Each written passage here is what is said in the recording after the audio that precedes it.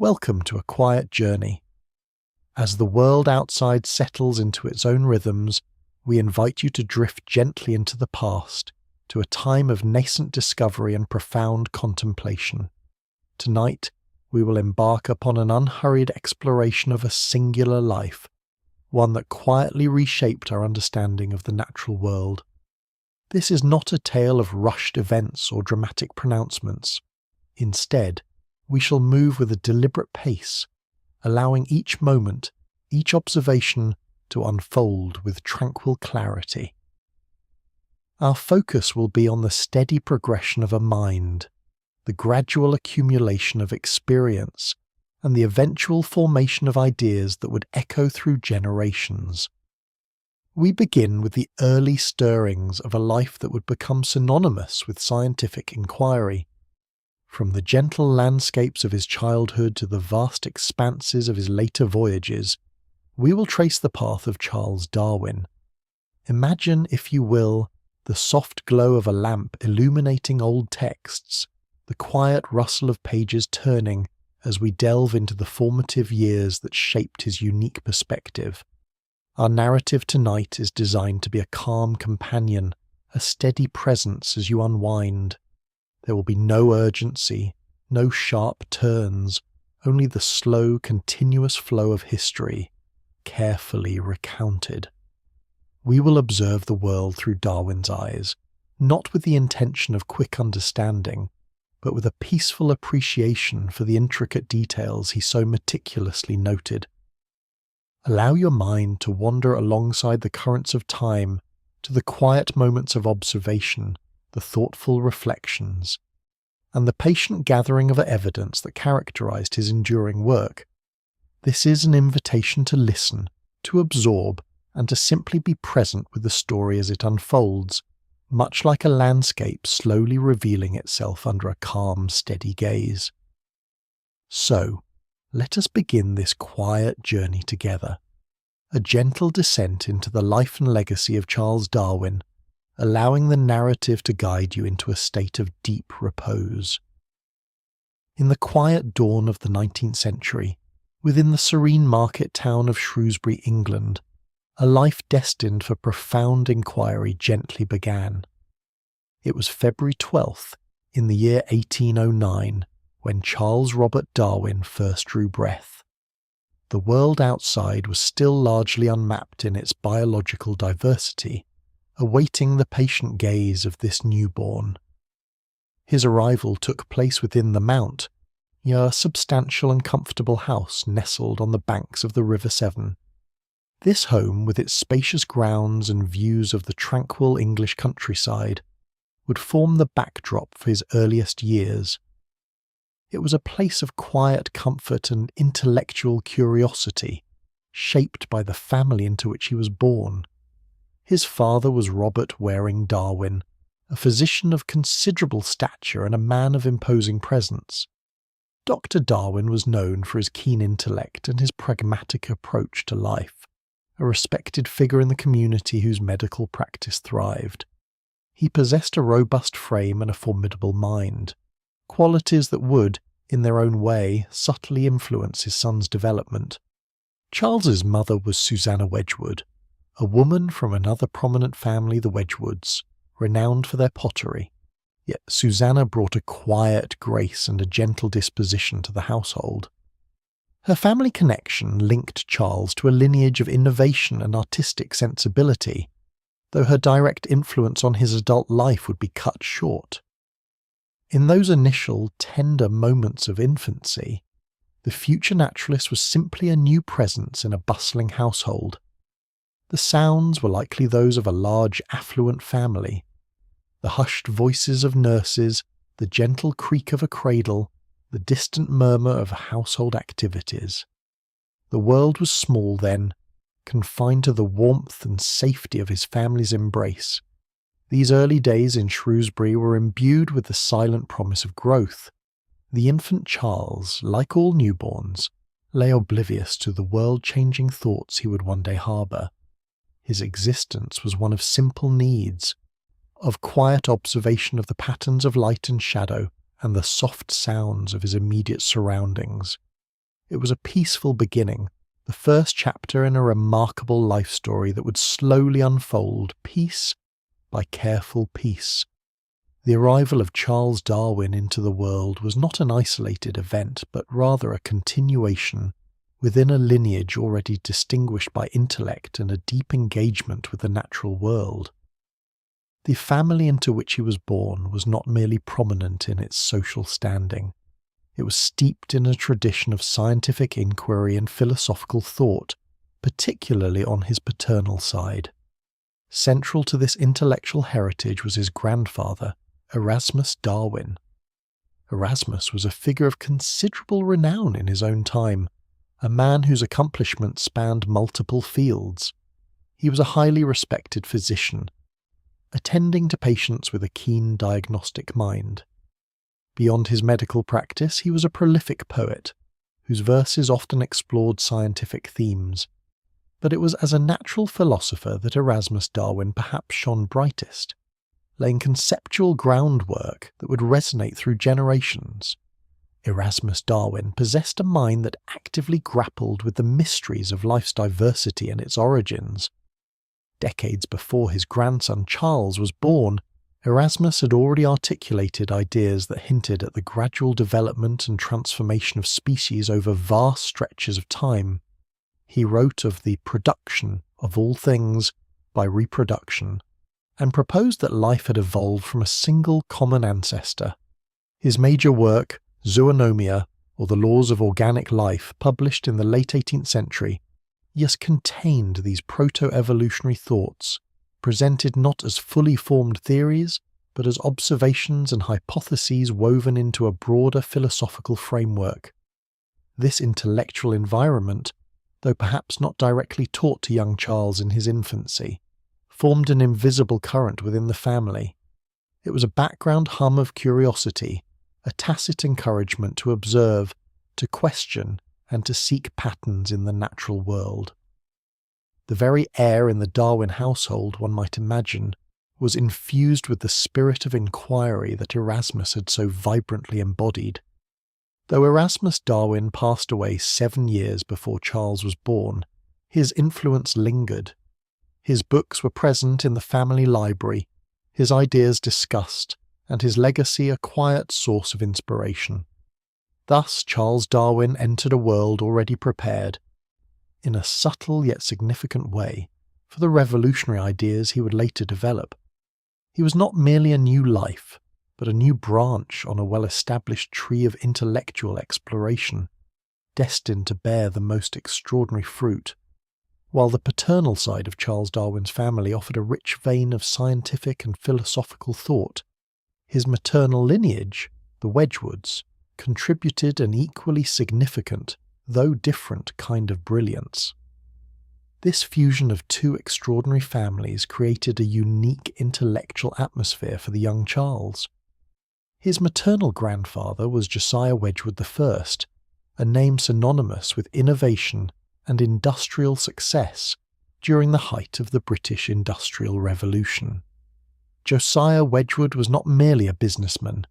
He was a visionary industrialist who transformed the pottery industry. He introduced new manufacturing techniques, refined materials, and elevated ceramic design to an art form. His factories in Staffordshire became models of efficiency and quality, producing wares that were sought after across Europe and beyond. But Josiah Wedgwood's influence extended far beyond his pottery works. He was a man of deep social conscience and a prominent figure in the burgeoning abolitionist movement. He actively campaigned against the slave trade, using his considerable influence and resources to advocate for human rights. His famous "Am I Not a Man and a Brother?" medallion became an iconic symbol of the anti-slavery cause, distributed widely and worn by supporters. This commitment to justice and social reform spoke to a profound moral compass. The Wedgwood connection brought a distinct flavour to Charles Darwin's background. From this side of the family, he inherited a legacy of practical ingenuity, meticulous attention to detail, and an understanding of how observation and experimentation could lead to tangible improvements and groundbreaking advancements. It was a world where scientific principles were applied to solve real-world problems, where the pursuit of excellence was intertwined with an ethical sensibility. Thus, Charles Darwin's early environment was a remarkable blend. From the Darwins, he received a heritage of abstract scientific speculation and a willingness to ponder life's grandest questions. From the Wedgwoods, he gained an appreciation for systematic observation, the practical application of knowledge, and a strong sense of social responsibility. These two powerful currents, one flowing with theoretical inquiry and the other with practical innovation and moral conviction, converged in his upbringing. This dual inheritance undoubtedly shaped his developing mind, fostering both a speculative curiosity about the natural world and a methodical empirical approach to understanding it. The comfort and stability provided by both families allowed for an upbringing rich in intellectual stimulation, laying a broad and fertile ground for the unique contributions Charles Darwin would eventually make to human understanding. Within the comfortable confines of the Mount, his family home in Shrewsbury, Charles Darwin's earliest years unfolded, touched by the gentle rhythms of a privileged childhood. It was here, surrounded by the gardens and fields of rural England, that the very first stirrings of his lifelong fascination with the natural world began to manifest. Even as a small boy, before formal education truly took hold, the seeds of his future vocation were quietly sown. The ground of the Mount provided a rich tapestry for a curious young mind. There were expansive gardens, shaded pathways, and nearby woods and streams, a microcosm of the diverse ecosystems he would later study on a grander scale. It was in these familiar surroundings that Charles first learned to observe, to notice the subtle details that many others overlooked. He would spend hours exploring, his attention drawn to the myriad forms of life that populated his immediate environment. One of his earliest and most enduring childhood passions was collecting. This was not merely the casual gathering of trinkets, but an earnest pursuit, even in miniature. He collected shells from local ponds and streams, pebbles of interesting shapes and colours, and any insect that caught his eye. Each find was a treasure, examined with a focused intensity that belied his tender years. This act of collecting was more than a childish pastime.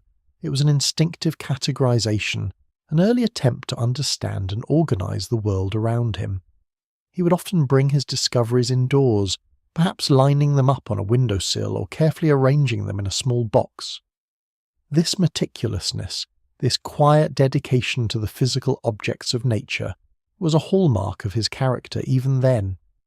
His sister Caroline, who was several years older, often served as a patient companion and sometimes an instructor, helping him identify plants and insects. These shared moments further nurtured his burgeoning interest. The quiet observation of birds, the patient tracking of insects, the careful examination of a flower's petals.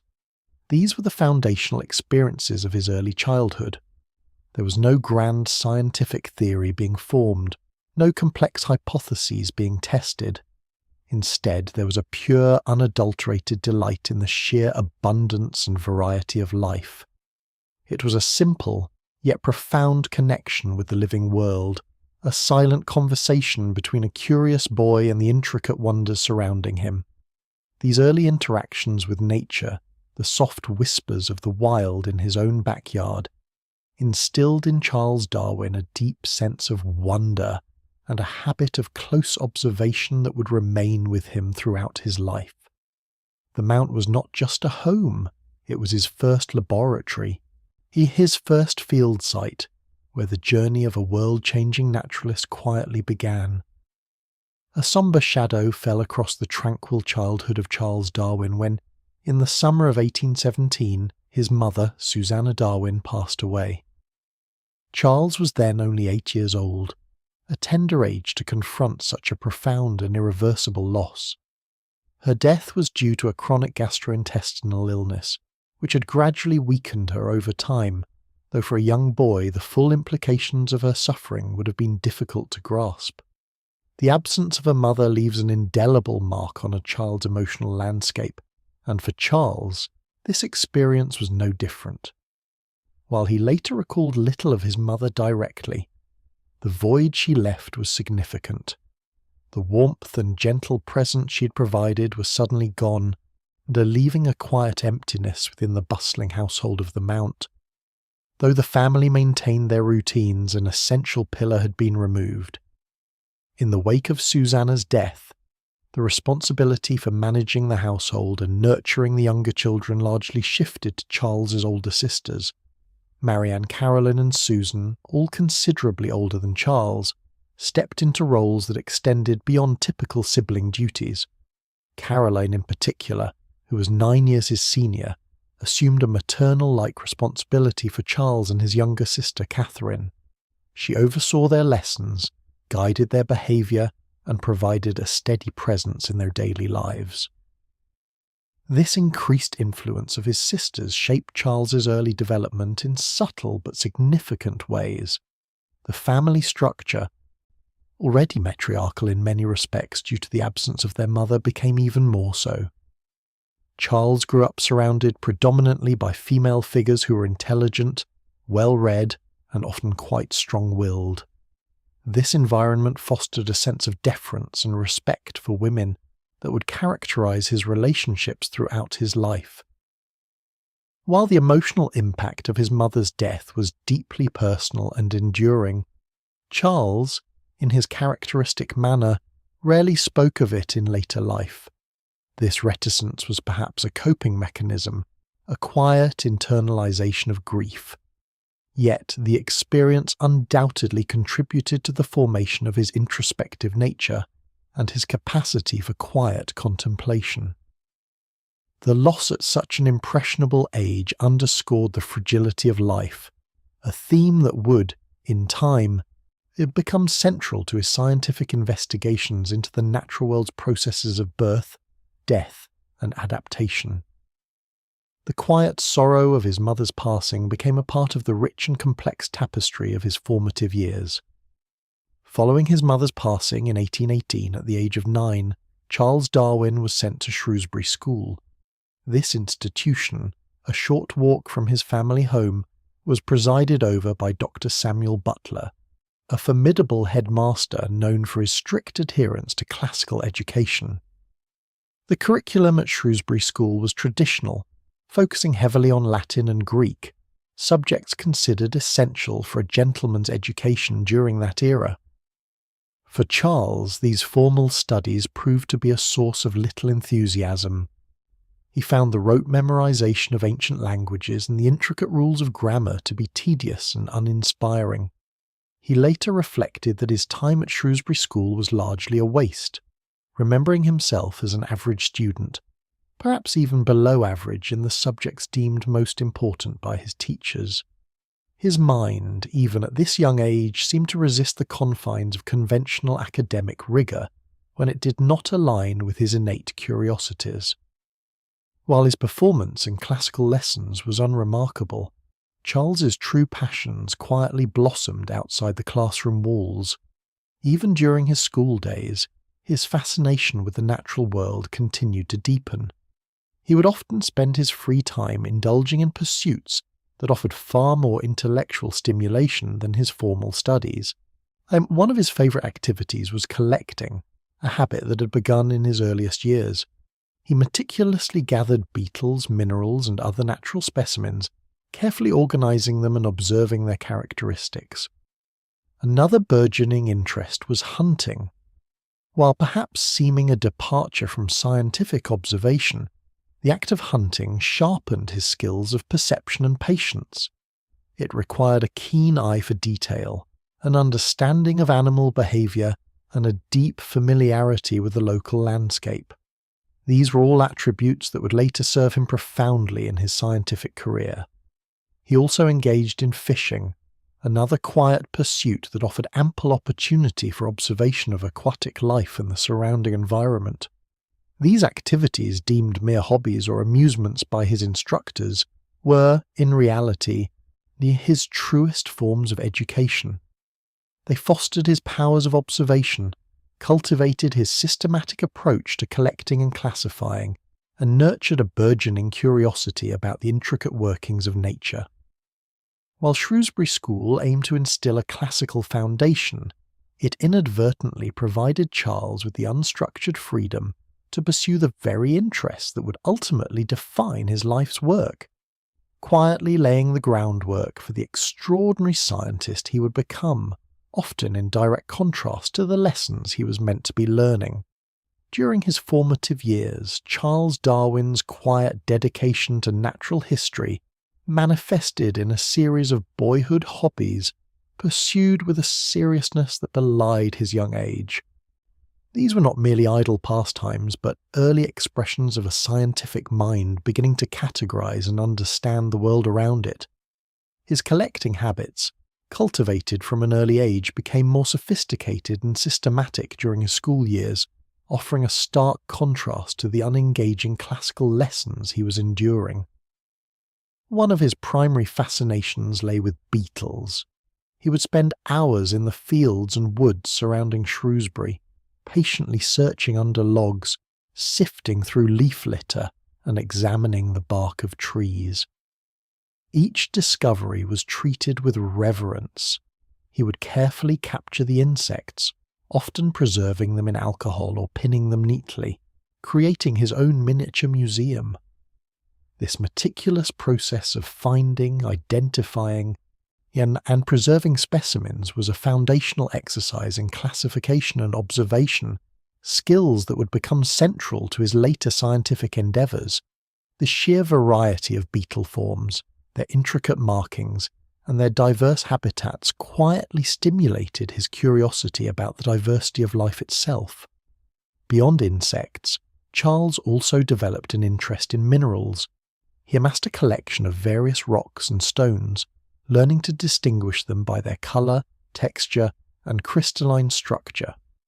This pursuit, though seemingly distinct from entomology, reinforced his ability to categorize and discern subtle differences within natural objects.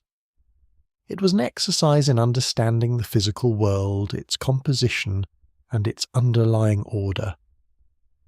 Another significant boyhood hobby involved the collecting of bird eggs. This practice, and common among boys of the era, required a keen eye for nests, an understanding of local bird species, and a certain quiet patience. He would carefully extract a single egg, noting its size, shape, and unique patterns, before adding it to his growing collection.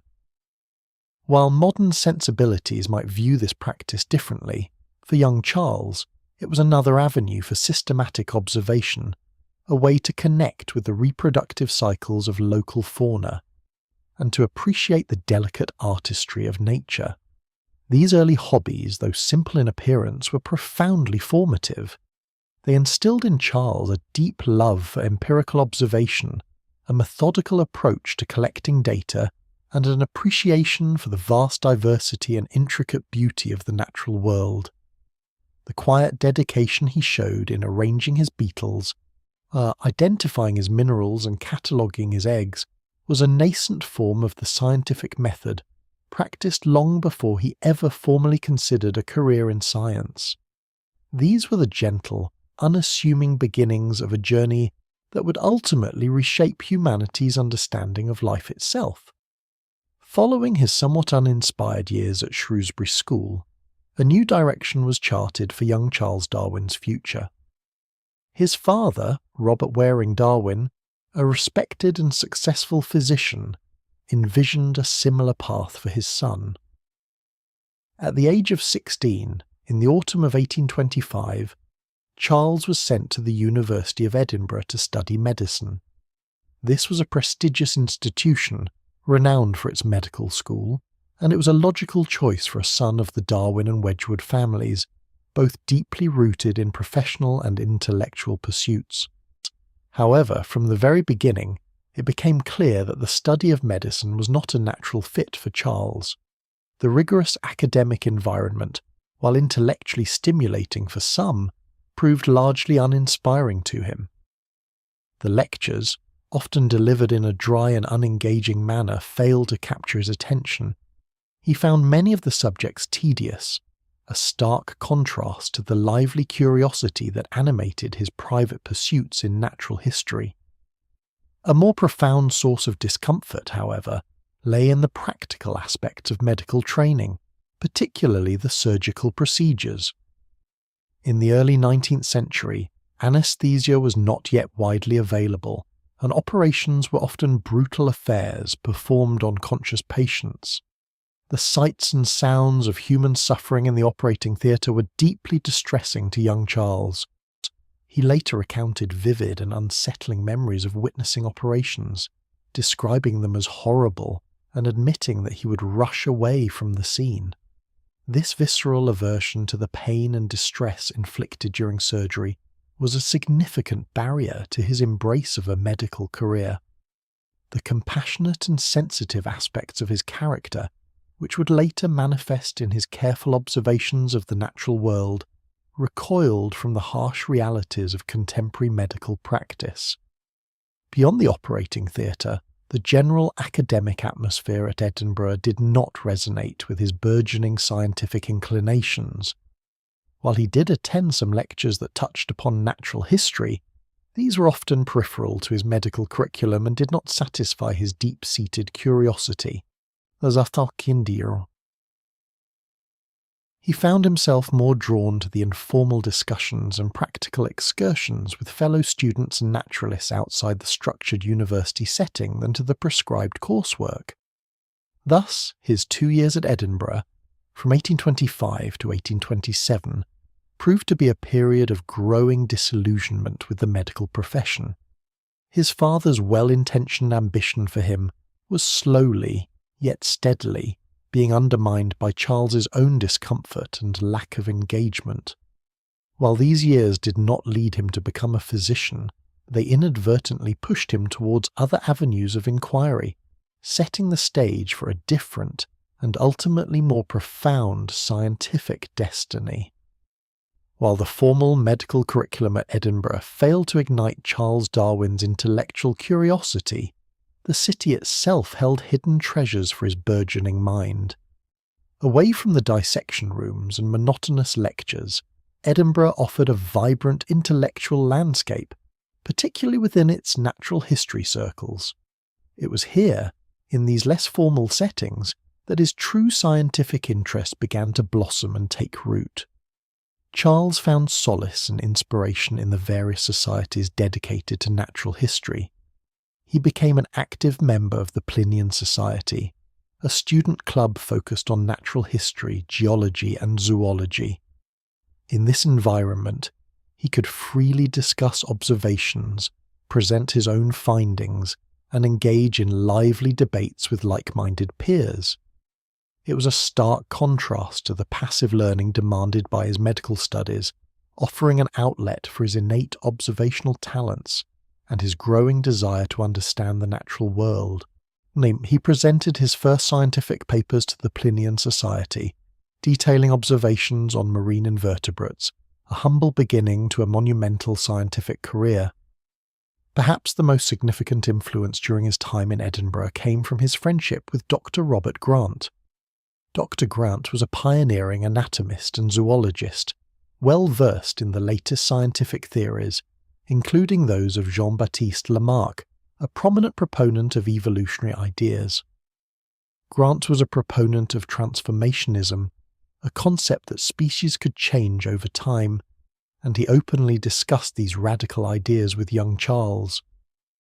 Spending considerable time with Dr. Grant, Charles assisted him in his research on marine invertebrates, particularly sponges and sea slugs, collected from the Firth of Forth. These practical experiences, dissecting and observing minute marine organisms, were invaluable. Grant taught him about the life cycles, anatomy, and classification of these creatures.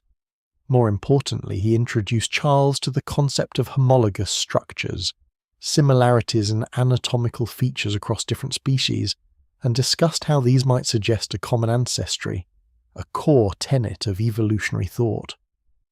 Under Grant's mentorship, Charles learned rigorous scientific methodology, the importance of detailed observation, and the art of careful dissection.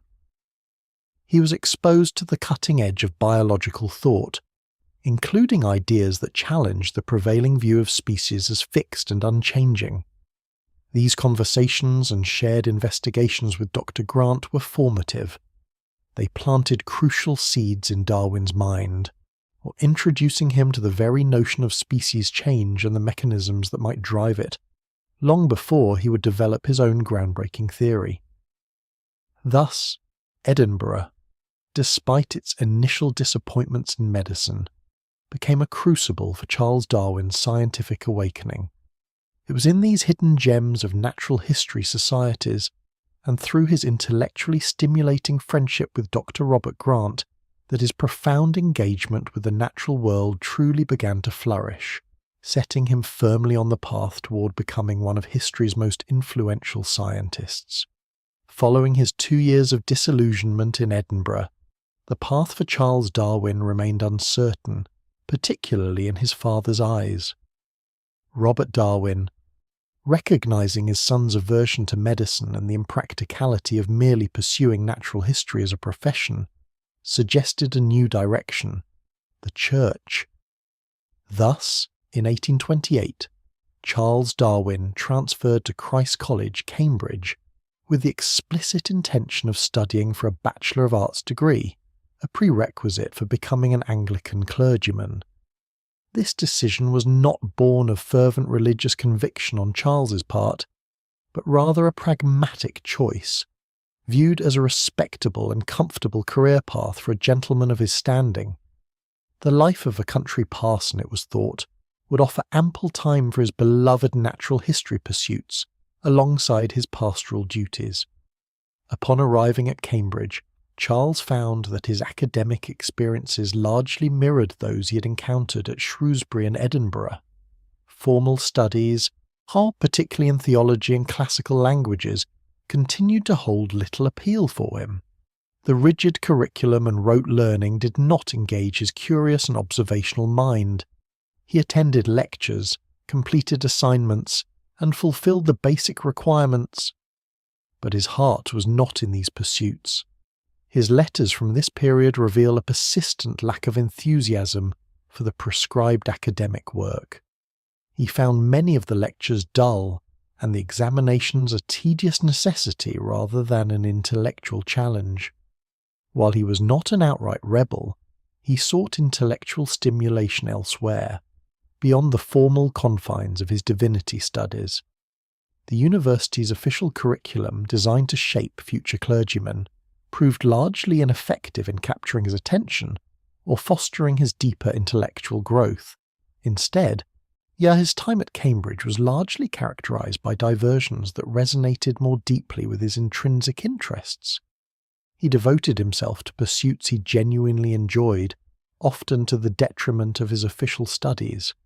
These activities, though not strictly academic, were crucial in shaping his character and further developing his observational skills. The pursuit of becoming an Anglican clergyman, while a serious consideration for his future, did not translate into a passionate engagement with his divinity degree. Rather, Cambridge became another backdrop against which his true inclinations for natural history continued to assert themselves, often in defiance of the formal path laid out before him. The academic structure once again failed to fully harness the unique intellectual energy that simmered within young Charles Darwin. While formal studies at Cambridge often failed to ignite Charles Darwin's intellectual curiosity, the university environment offered a different, more profound kind of education through personal connections. It was here that he encountered individuals who recognized his innate talent and directed his energy toward rigorous scientific inquiry. Among these crucial figures were Professor John Stevens Henslow and Professor Adam Sedgwick. John Stevens Henslow, a clergyman, botanist, and professor of mineralogy before becoming professor of botany, became a pivotal mentor for Darwin. Henslow's lectures on botany, unlike many others, captivated Darwin's attention. More significantly, Henslow invited Darwin to his weekly gatherings, where students and faculty discussed scientific topics. These informal sessions provided a stimulating intellectual environment that Darwin had longed for. Henslow, a keen observer of nature himself, saw in Darwin a young man with immense potential, a genuine passion for natural history, and an admirable dedication to empirical observation. He encouraged Darwin's collecting habits, guided his reading, and fostered a methodical approach to scientific investigation. Henslow's kindness and intellectual generosity created a space where Darwin felt truly understood and intellectually nourished. He became a trusted advisor, a scientific confidant, and a personal friend. Another significant influence during Darwin's Cambridge years was Adam Sedgwick, the Woodwardian professor of geology. Sedgwick was a leading figure in the burgeoning field of geology, a charismatic lecturer, cersambour, and a rigorous field scientist. Although Darwin's direct engagement with Sedgwick's formal lectures was perhaps less intense than his relationship with Henslow, a pivotal moment occurred during Darwin's final year. Sedgwick invited Darwin to join him on a geological excursion to North Wales. This field trip was a revelation for Darwin. Under Sedgwick's tutelage, he learned the practical methods of geological observation, how to interpret rock formations, and how to think about the vast scale of geological time. Sedgwick too recognized Darwin's sharp eye and keen intellect, providing invaluable guidance in the practical application of scientific principles. These two men, Henslow and Sedgwick, represented different facets of scientific inquiry, yet both played an indispensable role in shaping Darwin. Henslow cultivated his botanical interests and systematic approach, while Sedgwick introduced him to the grand narratives of geology and the thrill of fieldwork. They moved beyond the dry academic curriculum to offer a living, breathing model of scientific life. Through their mentorship, Darwin's nascent scientific talent was not only recognized but actively nurtured, preparing him, though he did not yet know it, for the extraordinary journey that lay ahead. Upon completing his studies at Cambridge, Charles Darwin found himself at a crossroads. The path to a quiet life as a country parson, though academically prepared for, held little appeal for his restless, inquiring mind. His passion for natural history continued to burn brightly, yet a clear direction for applying this passion remained elusive. It was at this precise juncture, and in August of 1831, that an unexpected letter arrived, carrying an invitation that would irrevocably alter the course of his life. The letter came from his mentor, Professor John Stevens Henslow. Henslow, recognizing Darwin's exceptional abilities as a naturalist and collector, had been approached by Captain Robert Fitzroy of HMS Beagle. Fitzroy, a young and ambitious naval officer, was preparing for a second surveying voyage to South America and around the world. He sought a well-educated gentleman naturalist to accompany him, primarily as a companion and a scientific observer. The position was unpaid, and the naturalist would be expected to fund his own expenses for the duration of the voyage, which was anticipated to last for 2 years, though it would ultimately extend far beyond that. The proposal was audacious, presenting both an unparalleled opportunity and considerable challenges. For Darwin, the prospect of exploring distant lands, collecting specimens, and observing diverse ecosystems was profoundly enticing. It promised adventure and scientific discovery on a scale he could scarcely have imagined. Yet there were immediate obstacles. His initial reaction was a mixture of excitement and trepidation. The thought of such a long journey, the confined conditions of a small ship, and the separation from family were significant concerns. His father, Dr. Robert Waring Darwin, was the most formidable hurdle. Dr. Darwin, a pragmatic and financially astute physician, viewed the proposition with considerable skepticism. He saw it as a wild scheme, an unnecessary delay in Charles's professional life, and a potentially dangerous undertaking, as he expressed strong disapproval, citing the discomforts of the voyage, the uncertainty of its duration, and the lack of financial remuneration. Charles initially deferred to his father's judgment, believing the opportunity was lost.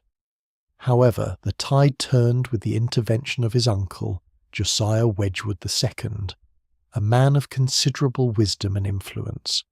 Upon hearing of the proposed voyage and Dr. Darwin's objections, Josiah Wedgwood saw the immense educational value and potential for personal growth that such an expedition offered.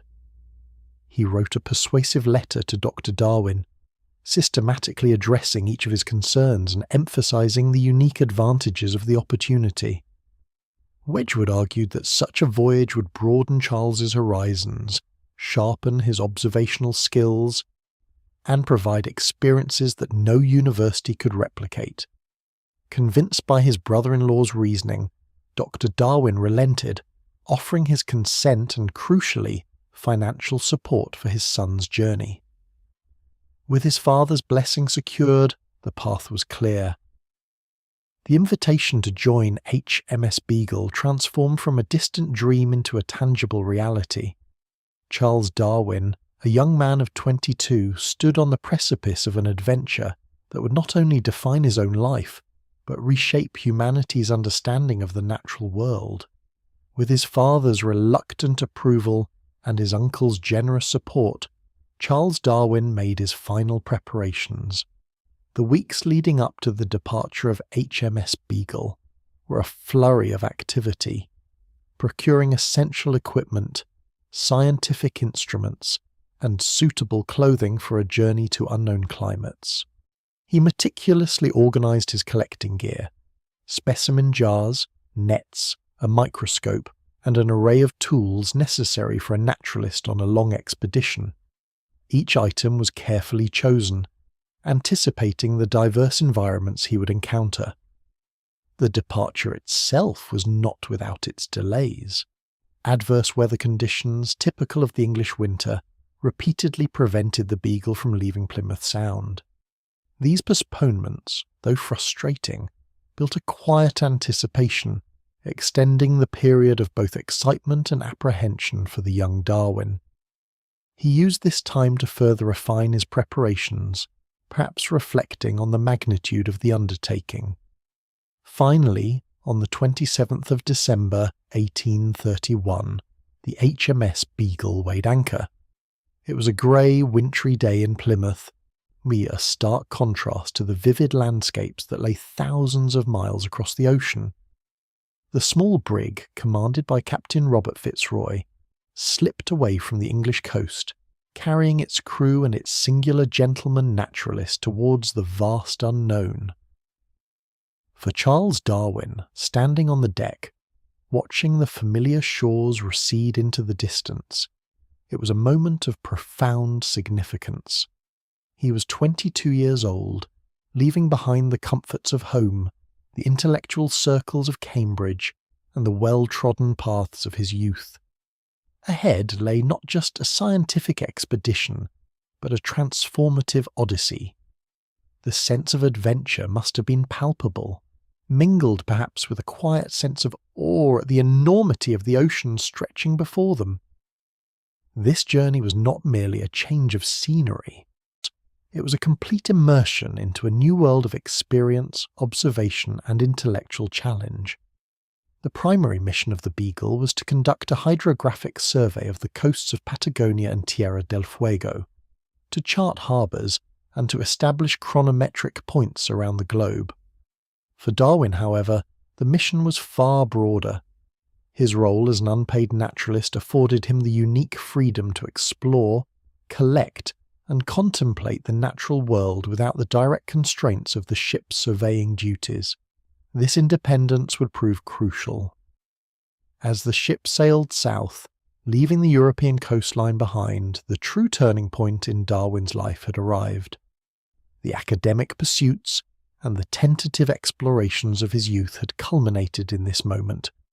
He was no longer merely a student of nature, but an active participant in its grand theatre, poised to gather the raw data that would one day form the bedrock of his revolutionary ideas.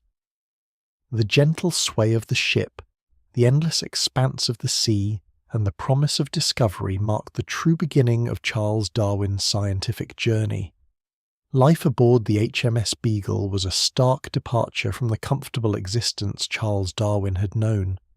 The brig itself was small, a mere 90 feet in length, and every space was utilised with careful efficiency. Darwin's quarters were particularly cramped, a shared cabin that served as his sleeping area, study, and repository for his growing collection of specimens. Personal space was a luxury rarely afforded on such voyages, and privacy was almost non-existent. One of the most immediate and persistent challenges for Darwin was seasickness. For the initial weeks, and indeed intermittently throughout the 5-year journey, he suffered intensely. The constant pitching and rolling of the ship, especially in rough seas, rendered him incapacitated at times, hindering his ability to work or even to eat. He described his suffering in letters home, detailing the debilitating nausea and weakness that often confined him to his hammock. Yet, despite this constant physical discomfort, his dedication to his scientific pursuits never wavered. The daily routine on the Beagle was disciplined and structured, dictated by the demands of surveying and navigation. Mornings often began early, with the sounds of the ship coming to life around him. Darwin would rise and, when well enough, attend to his specimens, meticulously sorting, cataloguing, and preserving his finds. The ship's small library offered a quiet corner for reading and writing, though it too was often shared. His days at sea were largely spent in observation and study. He would examine marine life brought up by the crew, read extensively from scientific texts he had brought along, and most importantly record his observations in his detailed notebooks. These journals became invaluable, capturing his thoughts, sketches, and initial hypotheses. He observed the patterns of ocean currents, the flight of seabirds, and the subtle changes in the environment as the Beagle traversed different latitudes. Despite the close quarters and the hierarchical structure of a naval vessel, Darwin formed good relationships with Captain Fitzroy and several officers. Fitzroy, a man of strong convictions and scientific curiosity himself, provided Darwin with intellectual companionship and access to instruments and resources. Their discussions, though sometimes marked by differing worldviews, were often stimulating and pushed Darwin to articulate his emerging ideas. The challenges of life aboard the Beagle, the ceaseless motion, the limited space, and the persistent seasickness were not merely hardships. They forged a resilience in Darwin, sharpening his focus and deepening his commitment to understanding the natural world. Every moment of discomfort was endured with the knowledge that it was a necessary part of this extraordinary opportunity, an opportunity that was already reshaping his perspective on life on Earth. The long stretches of open ocean eventually gave way to the distant sight of the land, and with it, a surge of excitement for Charles Darwin. The HMS Beagle's initial stops along the eastern coast of South America marked the true beginning of his fieldwork, a transition from the confines of the ship to the vast unexplored territories ashore. The very act of stepping onto these new lands filled him with an invigorating sense of purpose.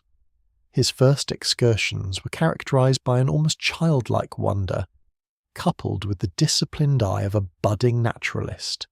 He was overwhelmed by the sheer abundance and diversity of life he encountered.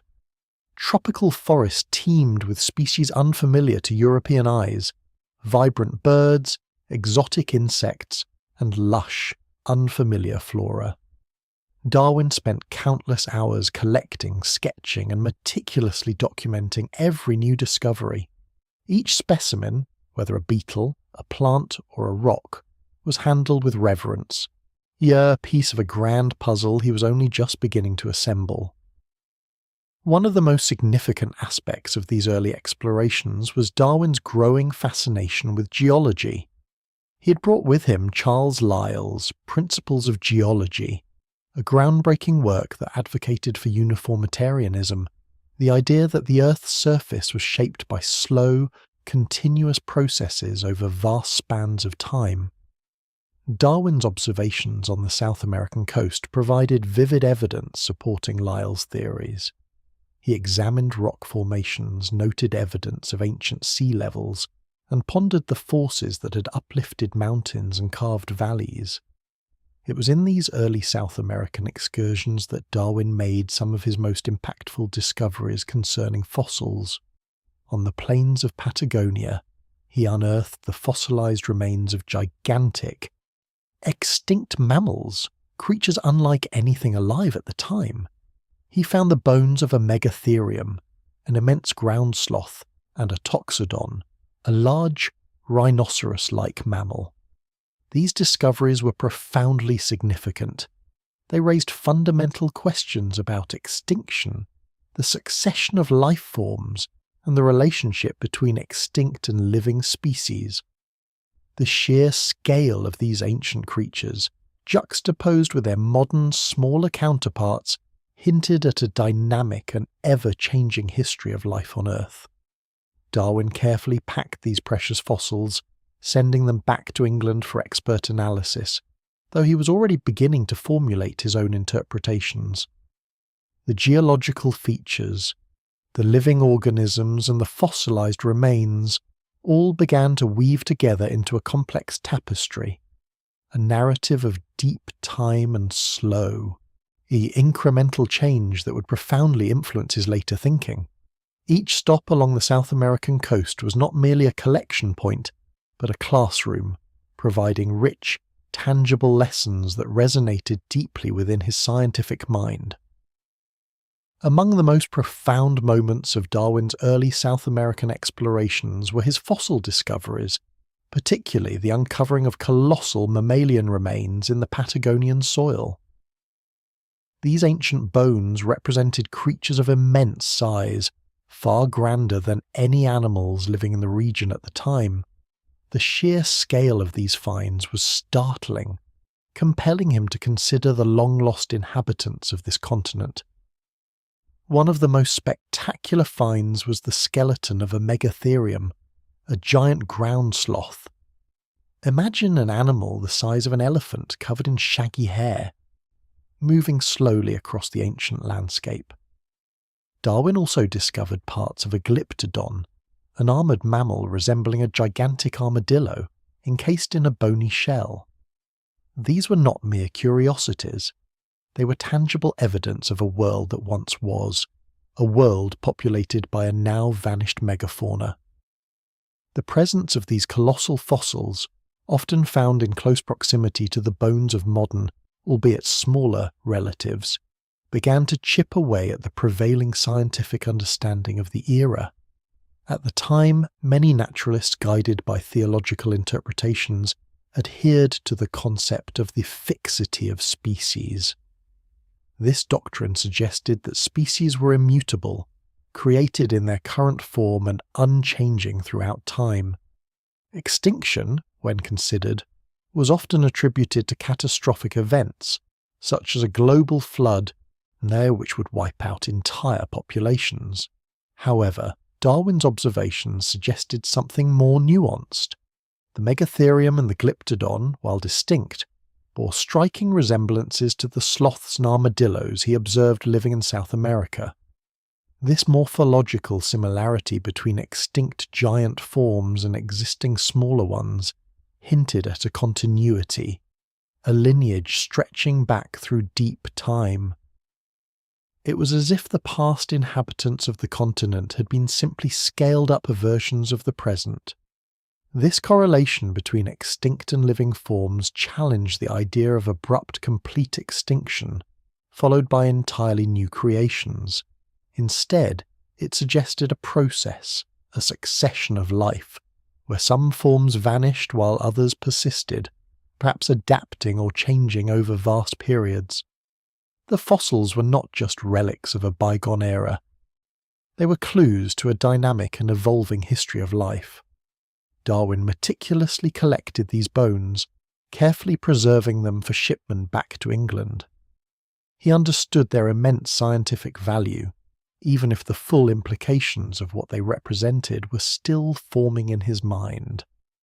These megafauna fossils became powerful, silent arguments against the static view of nature, laying foundational stones for the revolutionary ideas that would later emerge from his voyage. They were whispers from the past speaking of change, adaptation, and the profound ongoing story of life on Earth. While Darwin was engaged in his early fieldwork, unearthing the bones of long-extinct giants, another profound influence was quietly shaping his geological thinking. This influence came in the form of a book, a volume that Captain Fitzroy himself had given to Darwin before the Beagle departed. Charles Lyell's Principles of Geology. The first volume had been presented to Darwin, with subsequent volumes arriving as the voyage progressed. Fitzroy, a devout man, had perhaps hoped the work would reinforce a creationist view of Earth's history. However, its effect on Darwin was quite the opposite. Lyell's Principles was a groundbreaking work, advocating for a concept known as uniformitarianism. This idea proposed that the geological processes shaping the Earth today, such as erosion, sedimentation, volcanic activity and uplift, have operated in the same manner and with the same intensity throughout Earth's history. It stood in stark contrast to catastrophism, the prevailing view that Earth's features were primarily formed by sudden, violent ancestors and short-lived events. As Darwin traversed the diverse landscapes of South America, climbing mountains, observing coastlines, and examining rock formations, Lyell's words resonated deeply. The book provided a powerful lens through which to interpret the vastness of geological time and the slow, inexorable forces that sculpt the planet. He saw evidence of uplift in marine shells found high in the Andes, gradual erosion shaping valleys, and the slow deposition of sediments building up vast plains. These observations, when viewed through Lyell's uniformitarian framework, began to make coherent sense. The true genius of Lyell's work, and its impact on Darwin, lay in its emphasis on deep time. If geological processes operated slowly and gradually, then the Earth must be unimaginably old, far older than the few thousand years traditionally ascribed to it. This immense timescale was crucial. It provided the necessary canvas for slow, incremental changes to accumulate into profound transformations, not just for the Earth's surface, but potentially for life itself. Darwin diligently studied Lyell's arguments, and his own field observations increasingly confirmed the uniformitarian principles. He wrote to his sister of his growing conviction, noting how Lyell's ideas were slowly but surely influencing his perspective. This intellectual framework, suggesting that grand effect could arise from the accumulation of small continuous causes over vast stretches of time, would prove indispensable. It offered a model for understanding not only geological change, but also, by extension, the potential for biological change. The gradualism inherent in Lyell's geology provided a powerful conceptual tool, allowing Darwin to envision a world where life too might have transformed slowly, imperceptibly, over eons, eventually leading to the diversity he observed. After traversing much of South America's lengthy coastline and venturing into its interior, the HMS Beagle set a course westward across the Pacific. On September 15th, 1835, a new and profoundly significant landmass emerged from the ocean's expanse, the Galapagos Archipelago.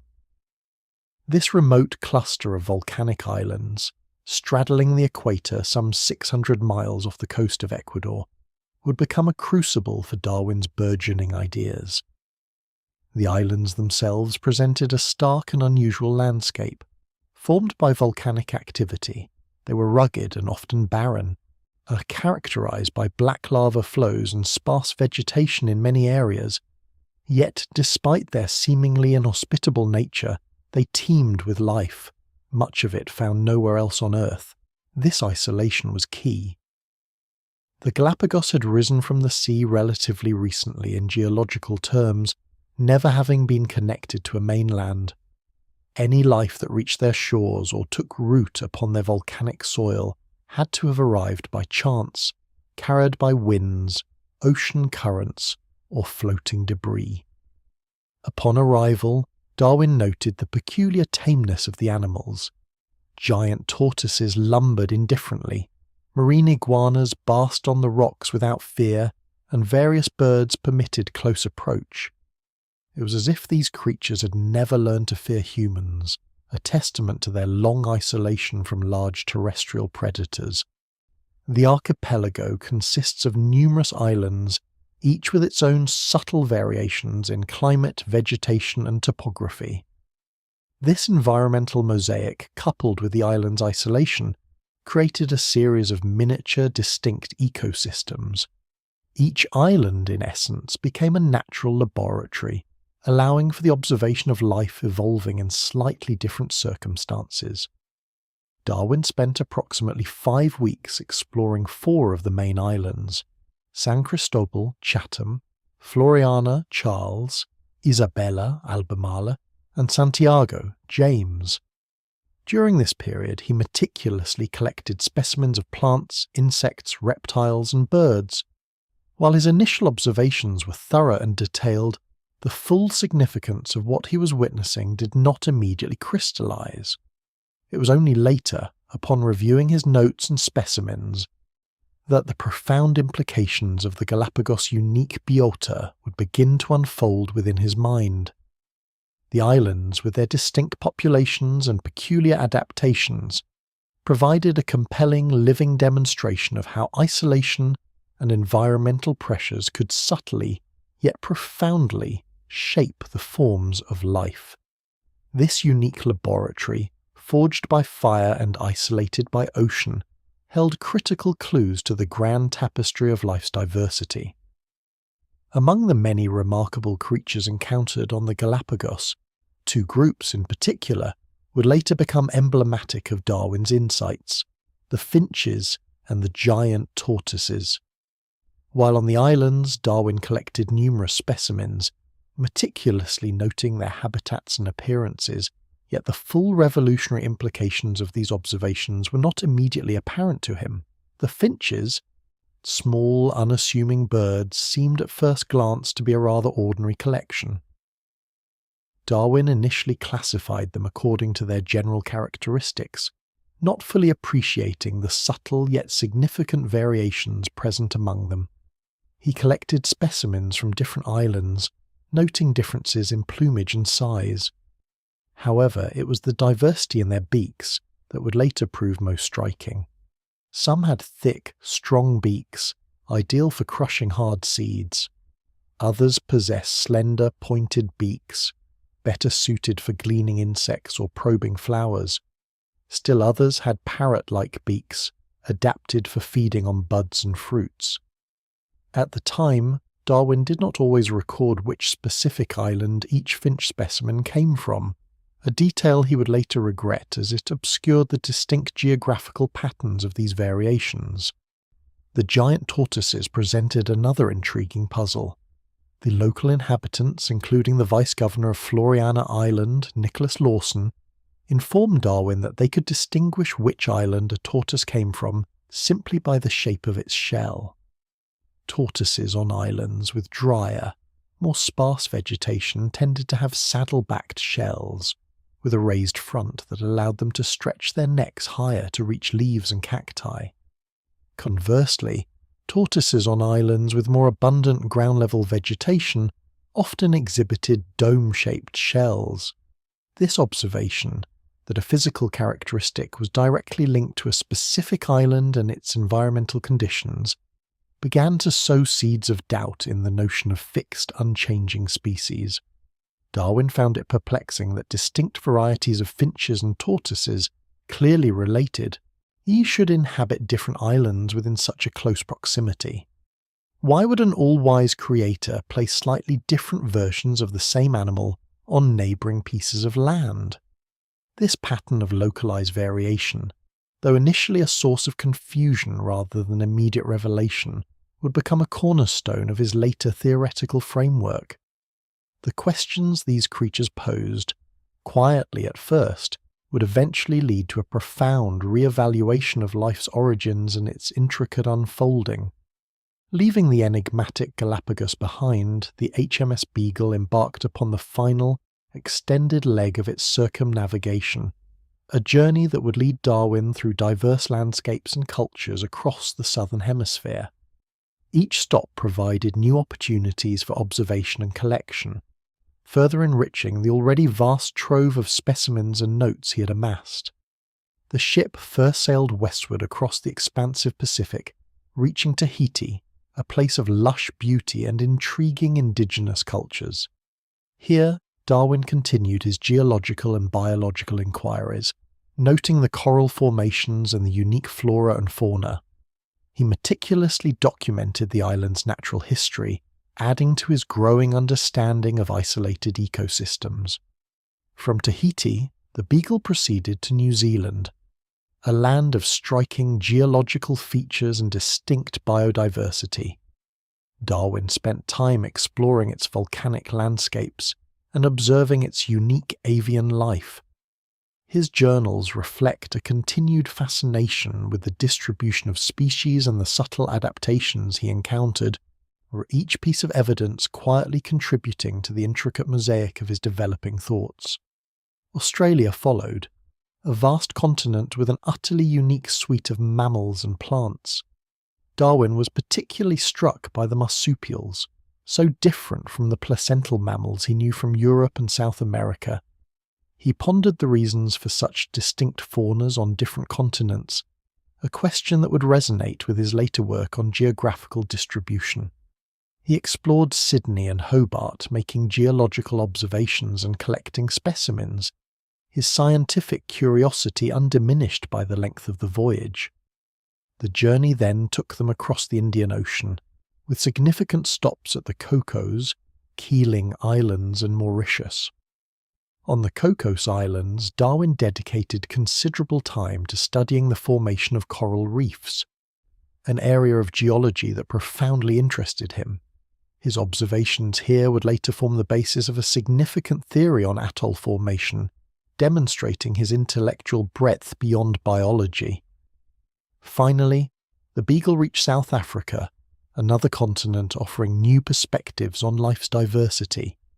Darwin explored Cape Town and its surroundings, collecting more specimens and reflecting on the patterns of life he had observed across the globe. By this point, his collection boxes were overflowing, meticulously labelled and preserved, representing years of arduous work. As the ship turned northward, heading for home, Darwin's mind was a maelstrom of ideas.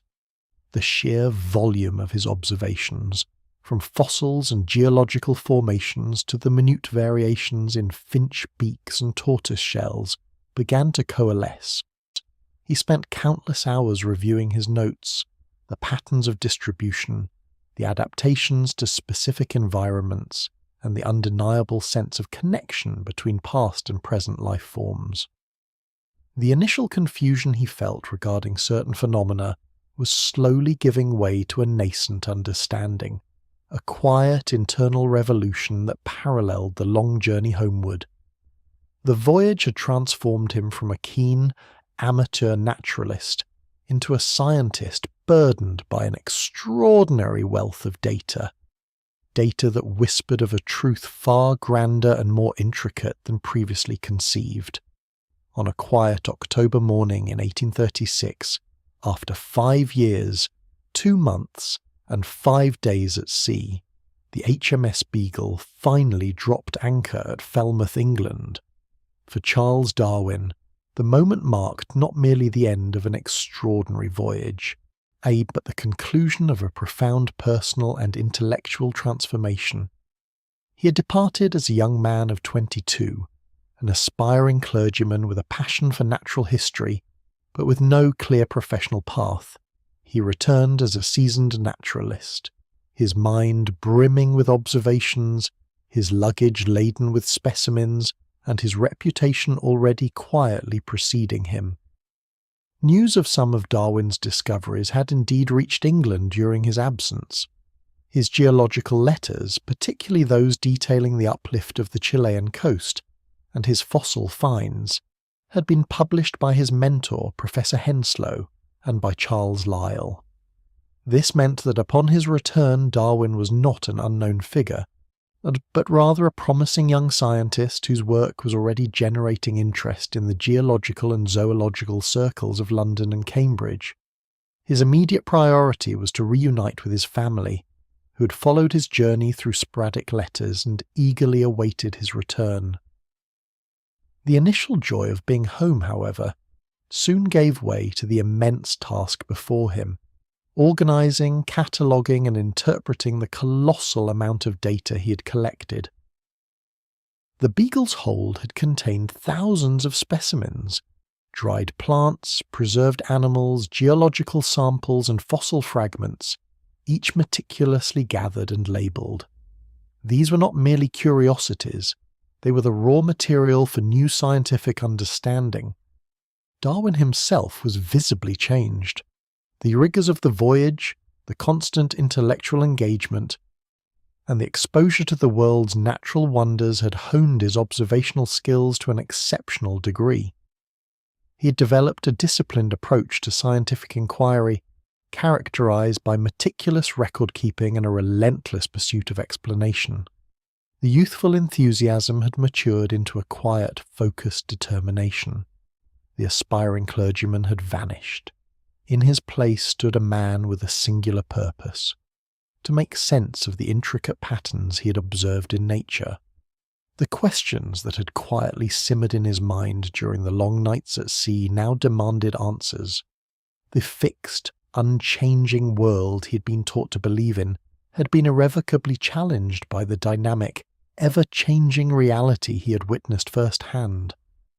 The weight of his observations and the potential implications they carried, would now become the central focus of his life's work. His return was not an end, but a pivotal new beginning, ushering in a period of intense intellectual labour and profound scientific discovery. Upon his return to England, the sheer volume of specimens Darwin had collected presented a monumental organisational challenge. Recognising that many of these required the expertise of specialists, he set about distributing them to the foremost naturalists of the day. This collaborative process, far from being a mere logistical exercise, proved to be a critical step in the development of his revolutionary ideas. Among the most significant collaborations was with the renowned ornithologist John Gould. Darwin had collected numerous bird specimens, particularly from the Galapagos, which he had initially identified by island where possible, and sometimes incorrectly. He had not, for instance, immediately recognised the full significance of the small drab birds he had gathered from different islands in the archipelago. He had simply referred to them as wrens, grosbeaks, and finches. However, Gould's meticulous examination soon revealed a startling truth. In March of 1837, Gould informed Darwin that what Darwin had thought were various distinct species of birds were in fact all species of finches, each uniquely adapted to its particular island habitat. Gould identified 12 distinct species of finches from the Galapagos, a revelation that profoundly reshaped Darwin's understanding of the archipelago's fauna. This insight was a pivotal moment. It underscored the concept of adaptive radiation, how a single ancestral species could diversify into many distinct forms, and each suited to a particular ecological niche. This observation, confirmed by an expert, directly challenged the prevailing belief in the immutability of species. Similarly, the fossil mammals Darwin had unearthed in South America, including giant sloths and armadillo-like creatures, were analysed by Richard Owen, a leading anatomist of the time. Owen's work confirmed that these extinct creatures bore a striking resemblance to living South American forms, suggesting a lineage of descent rather than successive acts of creation. This connection between extinct and extant species further fueled Darwin's developing thoughts on the continuity of life and the process of change over vast spans of time. The careful analysis by these experts provided external validation and crucial clarification for Darwin's burgeoning ideas. The specimens, were once mere collections, now spoke volumes about the dynamic nature of life on Earth. Gould's identification of the finches, in particular, provided concrete evidence for the subtle variations within species, variations that could, over time, lead to the formation of entirely new ones. This period of expert consultation transformed Darwin's raw observations into compelling evidence, moving him closer to articulating a comprehensive theory of biological change. The insights gleaned from expert analyses, particularly John Gould's confirmation of the Galapagos finches as distinct yet related species, crystallized a profound shift in Charles Darwin's thinking. The concept of fixed, unchanging species, a cornerstone of natural history at the time, began to dissolve in his mind. By the summer of 1837, and this intellectual ferment led him to embark on a new, intensely private intellectual endeavour, the Transmutation Notebooks. These notebooks, designated B, C, D, and E, became his secret laboratory of ideas. Within their pages, Darwin began to systematically explore the species question, a term he used to encapsulate the mystery of how new forms of life might arise. This was a radical departure from conventional thought. While some naturalists had vaguely entertained notions of species change, few had approached it with Darwin's rigour and breadth of evidence. The notebooks were a crucible for his burgeoning hypotheses. They were not polished scientific papers, but rather a raw, unfiltered record of his developing thoughts. He scribbled down observations from his voyage, ideas sparked by conversations with fellow naturalists, and reflections on the works of others, all filtered through the lens of a mind increasingly convinced that species were not immutable. He mused on geological time, the distribution of organisms, the struggle for existence, and the implications of artificial selection, drawing connections that others had missed. In these private pages, Darwin dared to entertain the idea of transmutation, the concept that species could change, or transmute, over generations, gradually transforming into new species. This was a concept fraught with philosophical and theological implications, which is likely why these notebooks remained a private sanctuary for his most revolutionary thoughts. He sketched diagrams of branching lineages, attempting to visualize how species might diverge from common ancestors, resembling the tree of life he would later famously depict. The Transmutation Notebooks represent the clandestine beginnings of Darwin's theory. Here, away from public scrutiny, he allowed his mind to follow the evidence, no matter how unsettling its conclusions might be. They reveal a man grappling with one of nature's deepest secrets, meticulously building a framework for understanding life's astonishing diversity and its interconnectedness, laying the groundwork for a scientific revolution that would forever alter humanity's perception of itself and its place in the natural world. While Charles Darwin diligently filled his Transmutation Notebooks with observations and hypotheses concerning the changeability of species, a crucial piece of the puzzle remained elusive. He'd gathered compelling evidence that species were not fixed, and he'd begun to sketch out how they might diverge from common ancestors. Yet the precise mechanism, the driving force behind this transformation, had not yet fully revealed itself. The question lingered: what natural process could select for advantageous variations and guide the slow, steady transmutation of life forms? The answer, or at least the profound inspiration for it, arrived in September of 1838. It was then that Darwin encountered the influential work of Thomas Malthus, specifically his An Essay on the Principle of Population, first published in 1798. Malthus's essay, a treatise on human demographics, argued that human populations tend to increase geometrically, while the resources available to sustain them increase only arithmetically.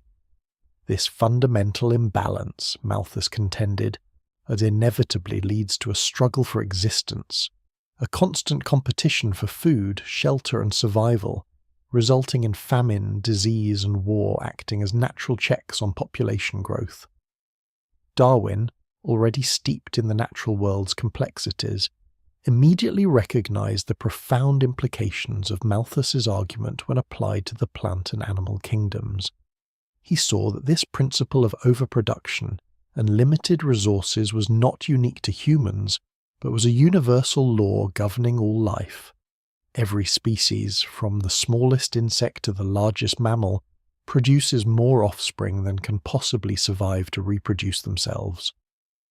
This realization was a powerful catalyst.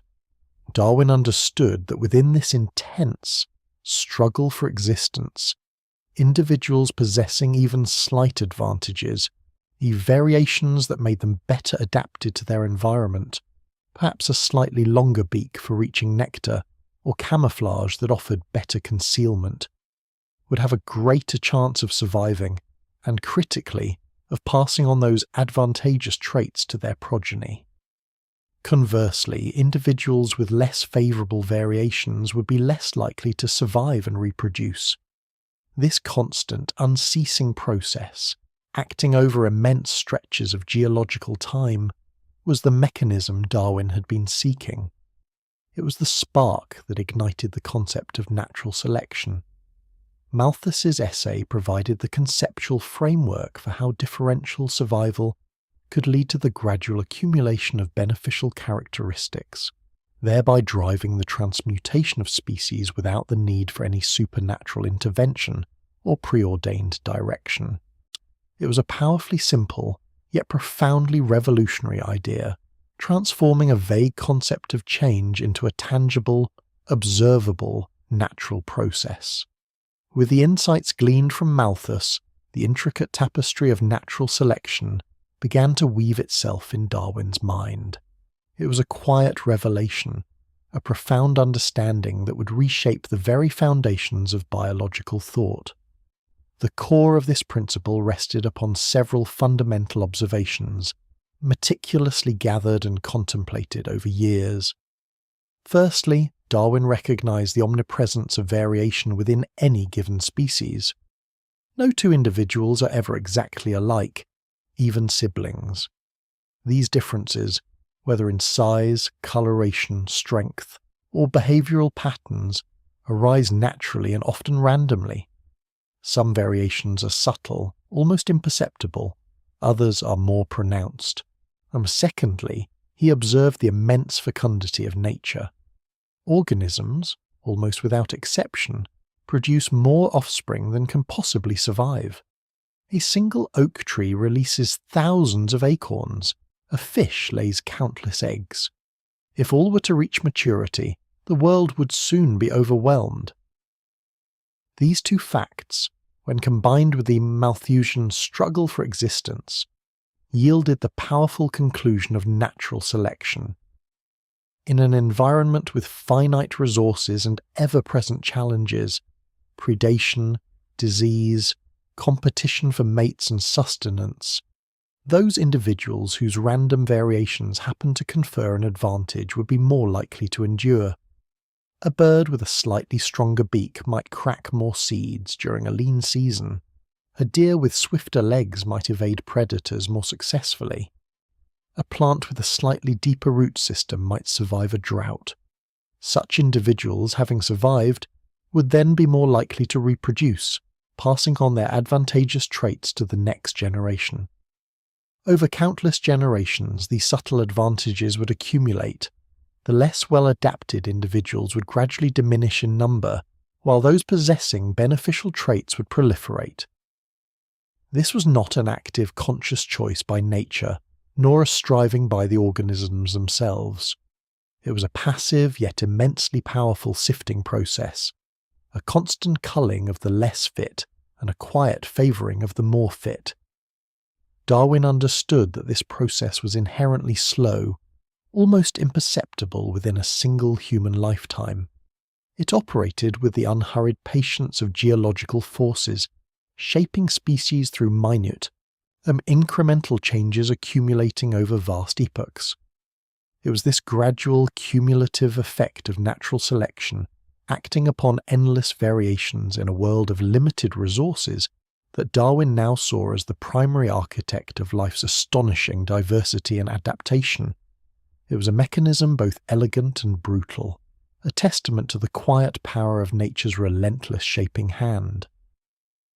By the early 1840s, the intricate framework of Darwin's theory of descent with modification through natural selection had largely taken shape in his mind.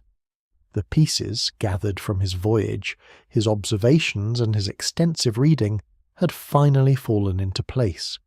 Yet, despite the profound clarity of his insights, Darwin chose not to immediately present his findings to the wider scientific community. Instead, he committed his thoughts to paper in a more private, preparatory manner. In June of 1842, he penned a concise 35-page outline of his theory. This was a preliminary sketch, a summary of his core arguments regarding the slow, gradual process by which species adapt and change over time. It was a private document, intended perhaps as a personal record or a foundational draft, rather than a publication. This initial sketch represented the first tangible expression of a theory that had been gestating for years. 2 years later, in 1844, Darwin expanded upon this initial outline, producing a much longer, more detailed essay of 230 pages. This extensive manuscript elaborated upon the principles he'd identified, providing more examples and a deeper exploration of the mechanisms of change. It was a more complete exposition of his ideas, structured and argued with increasing rigour. Crucially, he instructed his wife, Emma, that should he die, this essay was to be published posthumously, and he even set aside funds for an editor to oversee its publication. This instruction underscores the immense significance he placed on his work, even as he hesitated to release it during his lifetime. Darwin's reluctance to publish was multifaceted. The implications of his theory were undeniably radical, challenging deeply entrenched beliefs about the fixity of species and the special creation of life, including humanity. Such ideas were not merely scientific, they touched upon profound philosophical and theological questions that were central to Victorian society. To suggest that all life had descended from common ancestors through a blind, undirected process like natural selection was to directly contradict the prevailing religious and scientific orthodoxies. He was acutely aware of the potential for fierce opposition, even ridicule. The idea of transmutation, or species change, was already considered a fringe, even scandalous concept in some circles. Darwin, a respected naturalist, understood that presenting such a revolutionary idea required not only robust evidence, but also careful, measured presentation. He desired to build an unassailable case, fortified by overwhelming evidence, before facing the inevitable storm of criticism. Thus, for a significant period, his groundbreaking insights remained confined to his personal notebooks and these private manuscripts, or awaiting a more opportune moment for their grand unveiling. Amidst the intellectual ferment of developing his profound scientific theories, Charles Darwin also sought the quiet comfort of domestic life. On January 29, 1839, he married his first cousin, Emma Wedgwood. Their connection was deep-rooted, stemming from shared family histories and a mutual respect that would form the bedrock of their enduring partnership. Emma was the daughter of Josiah Wedgwood II, a prominent figure in the renowned pottery manufacturing family, and her gentle, intelligent nature complemented Charles's often intense and solitary intellectual pursuits. Their marriage was characterized by profound affection and mutual support. Emma was not merely a companion, she was a confidant, a caregiver, and a crucial anchor in Charles's sometimes turbulent life. She possessed a calm temperament, a strong sense of practicality, and a deep, unwavering devotion that proved invaluable, especially as Charles began to experience periods of chronic illness later in life. Emma managed their household with quiet efficiency, creating an environment that allowed Charles the peace and stability he needed for his demanding scientific work. The Darwins initially settled in London, but the urban environment did not suit Charles's health or his preference for rural tranquility. In 1842, seeking a quieter existence and a more suitable place to raise a family, they moved to Down House, a spacious property in the village of Down, Kent. This house, nestled amidst rolling countryside, would become more than just a home. It was a sanctuary, a laboratory, and the heart of the Darwin family for the remainder of Charles's life. At Down House, their family grew steadily. Charles and Emma would eventually have 10 children: William Erasmus, Anne Elizabeth, Mary Eleanor, Henrietta Emma, George Howard, Elizabeth, Francis, Leonard, Horace, and Charles Waring. Tragically, 3 of their children, Mary Eleanor, Anne Elizabeth, and Charles Waring, did not survive to adulthood, losses that deeply affected both Charles and Emma. Despite these sorrows, Down House was a vibrant and loving home. Charles, though often consumed by his work, was a devoted father, taking great pleasure in observing his children and engaging with their lives. Emma, with her warm and nurturing disposition, fostered an atmosphere of intellectual curiosity and emotional security. The rhythms of family life, with its joys and sorrows, provided a vital counterpoint to the abstract and often solitary work of scientific discovery. Emma's steadfast support, her practical wisdom, and her quiet strength were indispensable to Charles, allowing him to pursue his revolutionary ideas within a stable and affectionate domestic sphere. The move to Down House in 1842 marked a pivotal shift in Charles Darwin's life, establishing the setting that would define his existence for the next 4 decades. This substantial country home, nestled in the tranquil Kentish countryside, became far more than just a residence. It transformed into an intellectual sanctuary, a private world where Darwin could pursue his scientific inquiries with minimal distraction. It was here, within its walls and across its grounds, that the most significant portion of his life's work would unfold. Down House was carefully adapted to suit his unique needs. The spacious gardens provided ample opportunity for outdoor experiments and observations, becoming an extension of his study. Greenhouses were constructed for botanical research, and various nooks and corners of the estate served as impromptu laboratories. The very environment of Down House seemed to conspire in favour of scientific exploration. Darwin's daily routine at Down House was a carefully calibrated balance between intense intellectual labour and the rhythms of family life. He typically rose early, often before the rest of the household, to begin his scientific work in his study. This initial period of quiet concentration was highly productive, allowing him to focus on writing, analysing data, or formulating new experiments. After breakfast, he would return to his study for another concentrated period of work. His afternoons often involved a long walk along his sandwalk, a gravel path he had laid out on his property, a time for contemplation and reflection, often accompanied by his beloved dog. These walks were not merely exercise, they were an integral part of his thought process, allowing ideas to coalesce and problems to resolve themselves in the quiet solitude of nature. The evenings were generally reserved for family time.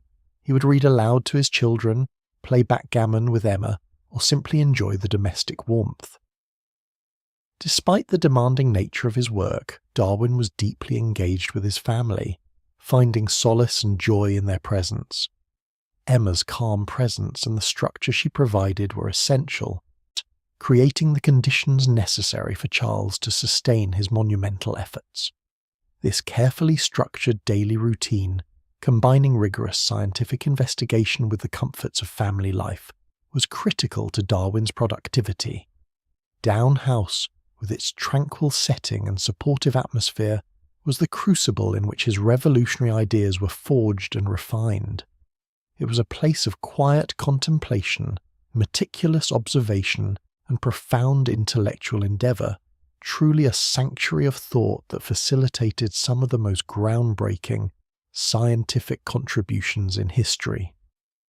Following the initial conceptualization of his theory and the establishment of his home at Down House, Charles Darwin embarked upon a seemingly tangential, yet ultimately profoundly significant 8-year study of barnacles. From 1846 to 1854, he immersed himself in the intricate world of these marine crustaceans known scientifically as Cirripedia. This period, often referred to as his barnacle years, represented a consolidation of his scientific skills, providing a deep dive into the very principles that underpinned his broader evolutionary ideas. What began with the examination of a single peculiar barnacle found during the Beagle voyage evolved into an exhaustive and meticulous investigation of the entire subclass.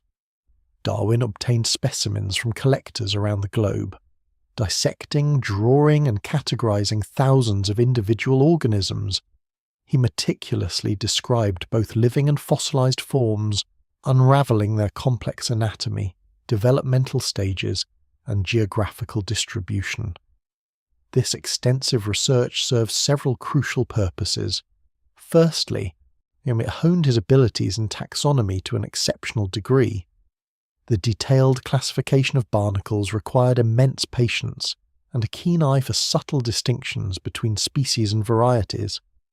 This rigorous practice in identifying and grouping organisms based on shared characteristics was invaluable for a naturalist who would soon challenge the very notion of fixed species. Secondly, his work on barnacles deepened his understanding of morphology, the study of the form and structure of organisms. He observed how the various parts of the barnacle body were adapted to different environments and lifestyles, often noting homologous structures that had diverged dramatically in appearance and function over time. This close examination provided concrete examples of anatomical variations within a group, and reinforcing his emerging ideas about descent with modification. Most importantly, the barnacle study provided Darwin with a wealth of data on variation. He documented the remarkable range of forms even within what were considered single species, observing how environmental factors could influence their development and appearance. He saw firsthand how subtle differences could be inherited and how these variations played a role in an organism's ability to thrive.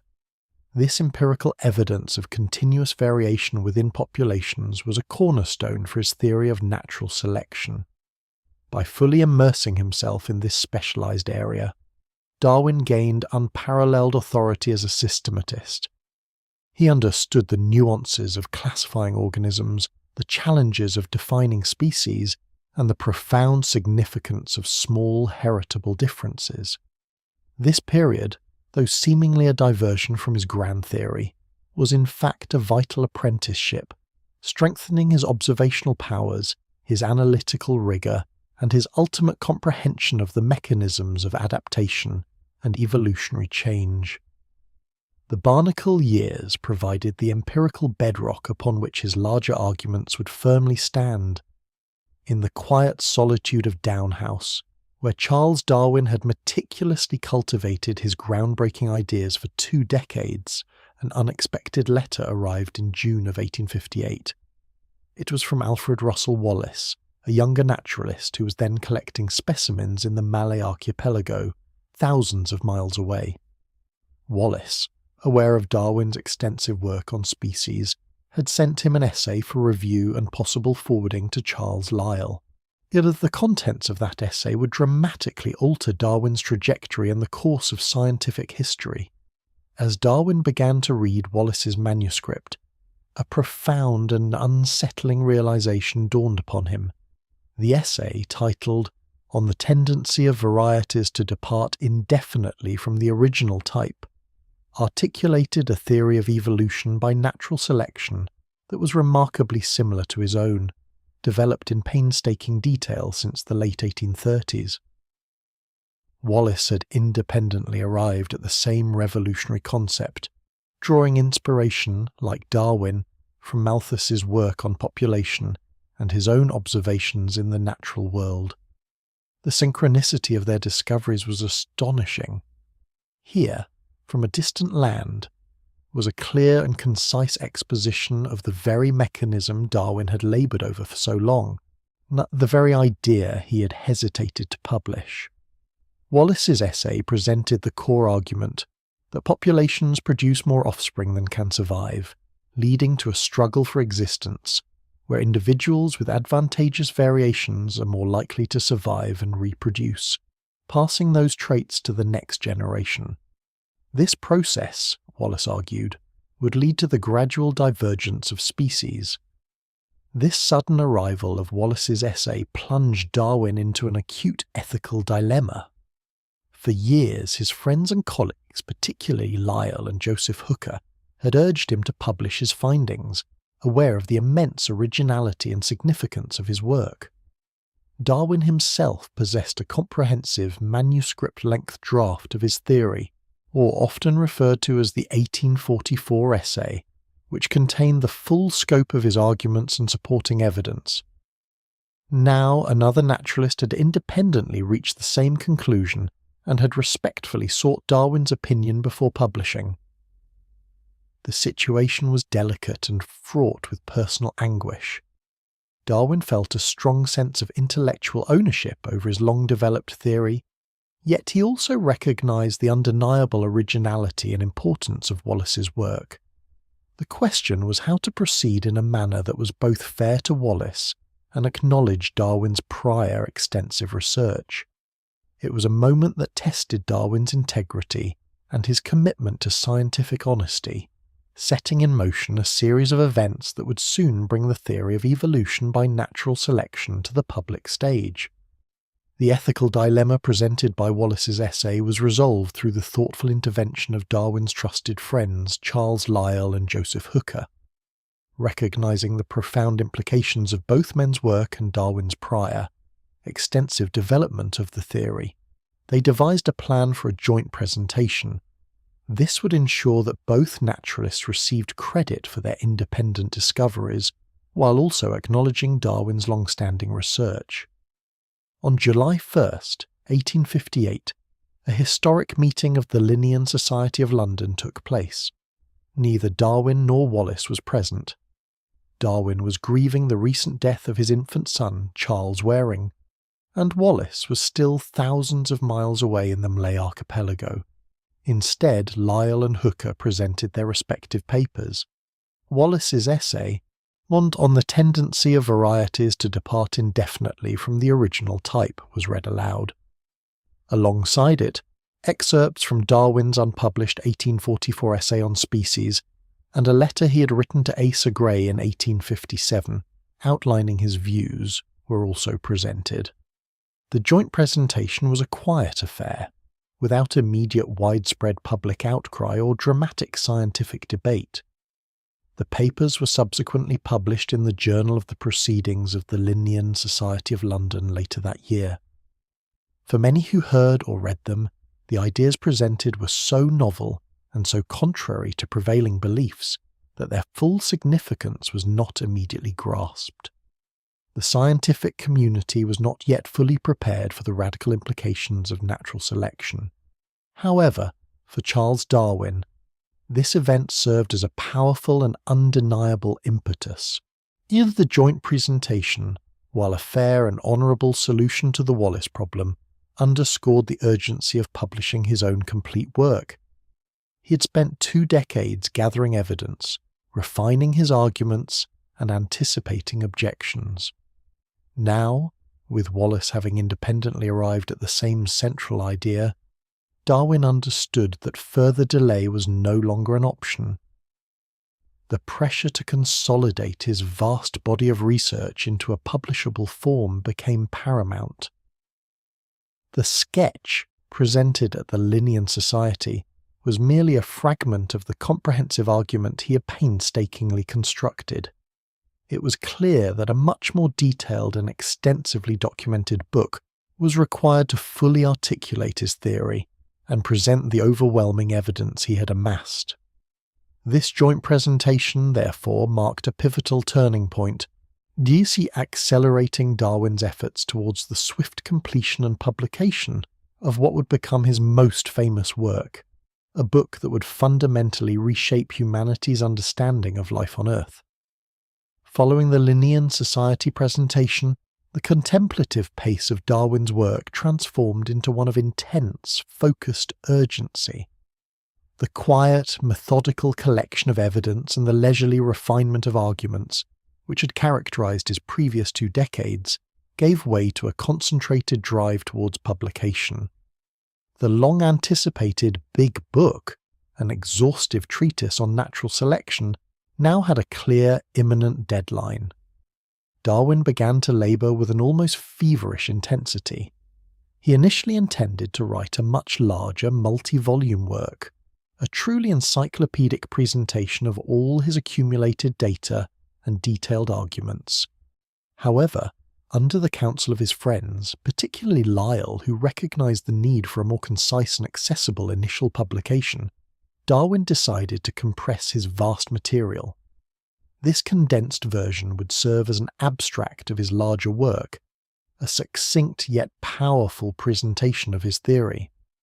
The task of condensing 2 decades of thought, observation, and experimentation into a single volume was immense. Darwin worked relentlessly from his study at Down House, often for many hours each day, fueled by a sense of purpose and the lingering anxiety that someone else might fully articulate the theory before him. His health, which was often fragile, was tested by this arduous schedule. Yet, the intellectual compulsion to present his life's work overshadowed his physical ailments. He drew upon his extensive notebooks, his correspondence with naturalists worldwide, and the detailed observations from his Beagle voyage. The barnacle studies, which had refined his understanding of variation and classification, now provided crucial illustrative examples. Every chapter was meticulously constructed, each argument carefully weighed against potential objections.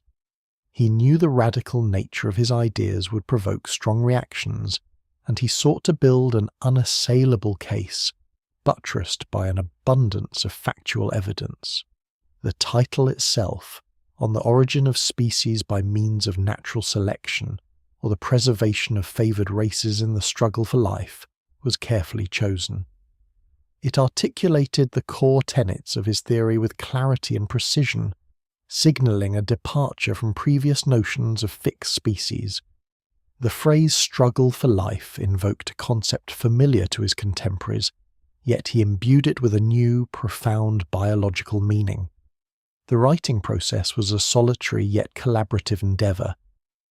While Darwin penned the words, he frequently consulted with Emma, who often read his manuscripts and offered valuable feedback, particularly on readability and clarity for a broader audience. His scientific friends, especially Hooker and Lyell, also received drafts, providing critical reviews and encouragement. Their support was invaluable as Darwin navigated the intellectual and emotional challenges of bringing such a revolutionary work to fruition. The urgency was palpable, culminating in the completion of a manuscript that would irrevocably alter the course of scientific thought. The morning of November 24th, 1859, dawned quietly. Like any other day, yet it marked a pivotal moment in intellectual history. On this date, On the Origin of Species by Means of Natural Selection, or the preservation of favoured races in the struggle for life, was released to the public. The publisher, John Murray, had printed an initial run of 1,250 copies, a relatively modest number for a scientific work. Darwin himself remained at Down House, far from the bustling London streets where his book was first offered for sale. He experienced a mixture of anticipation and trepidation. The long journey from his early musings to this definitive publication had been fraught with intellectual challenges and personal anxieties. Now, the work was no longer his alone. It belonged to the world, open to scrutiny, acceptance, or rejection. The initial reception was swift and surprising. By the end of that very day, all 1,250 copies of the first edition were sold out. Booksellers, recognizing an immediate demand, had quickly purchased the entire stock. This rapid sale indicated not only a keen interest in the subject, but also the underlying readiness of a segment of the public and scientific community to engage with groundbreaking ideas about life's origins. The news of the sellout reached Darwin, offering a degree of validation for his arduous efforts. Yet the true impact of the book would not be measured by immediate sales alone. The quiet rustle of pages turning in studies and drawing rooms across Britain and beyond would soon give way to murmurs, then discussions, and ultimately profound debates. Darwin, with his characteristic humility, did not seek immediate public acclaim or confrontation. He had presented his evidence, meticulously gathered and carefully argued. He understood that the implications of his theory were vast, challenging deeply held beliefs and established scientific paradigms. He had provided the framework, the mechanism for how life on Earth could have diversified into its myriad forms through natural processes, without the need for constant divine intervention. The quiet anticipation at Down House was palpable. While the first edition had vanished from shelves, the intellectual journey it initiated was only just beginning. The book, now in the hands of readers, was poised to ignite a revolution in biological thought, forever changing humanity's understanding of its place in the natural world. At the very heart of Charles Darwin's monumental work, on the origin of species, lay a powerful and elegant argument, woven from countless observations and meticulous reasoning. This central idea, which Darwin termed descent with modification, proposed a radically new way of understanding the diversity of life on Earth. The concept begins with the observation that all life forms, from the smallest bacterium to the largest whale, share common ancestry. Rather than species being independently created and unchanging, Darwin suggested that they are related, much like branches on a vast, intricate tree. Over immense spans of time, these ancestral forms gradually changed, giving rise to new species. This process of gradual transformation from a common ancestor is what he meant by descent with modification. Central to this modification was the engine Darwin identified as natural selection. He observed that within any population of organisms there exists variation. No two individuals are precisely identical, even within the same litter or brood. Some variations might confer a slight advantage in a particular environment, perhaps a slightly longer beak for reaching nectar, or a slightly thicker coat for colder climates. Life, Darwin noted, is characterized by a struggle for existence. Resources are finite, and not all offspring can survive to reproduce. In this constant competition, individuals possessing advantageous variations are more likely to survive, thrive, and, crucially, pass on those beneficial traits to their own offspring. Conversely, individuals with less favourable variations are less likely to survive and reproduce, and their traits tend to diminish in the population over generations. Over vast periods, this subtle, persistent sifting of traits, natural selection, leads to the accumulation of beneficial modifications. As environments change, or as populations migrate to new areas, different traits become advantageous, further shaping the evolving lineages. This continuous process of descent with modification, driven by natural selection acting on random variations, explains both the remarkable adaptations of organisms to their environments and the branching pattern of life's diversity. Darwin provided extensive evidence from geology, embryology, anatomy, and the geographical distribution of species to support this grand theory. He showed how seemingly disparate facts could be unified under this single, coherent explanation, offering a profound and transformative lens through which to view the natural world. Yair's argument was not merely that species change, but how they change, driven by forces observable within nature itself. The publication of On the Origin of Species stirred the scientific community with an intensity rarely seen. Its arguments, meticulously constructed and supported by a wealth of observations, immediately commanded attention, prompting a wide spectrum of responses from the world's naturalists and thinkers. Among the younger generation of scientists, particularly those who had not yet become deeply entrenched in the prevailing paradigms of fixed species, Darwin's theory found a remarkably swift acceptance. Many recognized the explanatory power of natural selection, seeing how it elegantly accounted for phenomena that had long puzzled them. The coherence of the argument, drawing together disparate fields of study, has resonated deeply with those open to new interpretations of the natural world. They appreciated how Darwin's framework offered a rational, mechanistic explanation for the diversity and adaptation of life, moving beyond supernatural interventions. Prominent figures like Thomas Henry Huxley, a brilliant anatomist, quickly became a staunch advocate for Darwin's ideas, earning him the moniker Darwin's Bulldog. Huxley understood the profound implications of natural selection and dedicated himself to defending and disseminating the theory, often engaging in vigorous public debates. Joseph Dalton Hooker, a botanist and Darwin's trusted friend, also lent his considerable scientific weight to the theory, recognizing its explanatory power for plant distribution and adaptation. However, the reception was not universally enthusiastic, especially among some of the more established scientific figures of the era. Many found it difficult to abandon long-held beliefs in the immutability of species and the idea of divine creation. Skepticism often centered on what was perceived as gaps in Darwin's evidence. A significant point of contention was the fossil record.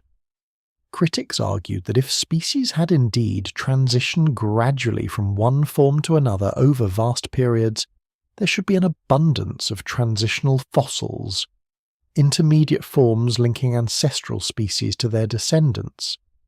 At the time, the fossil record was far less complete than it is today, and clear examples of such transitions were scarce.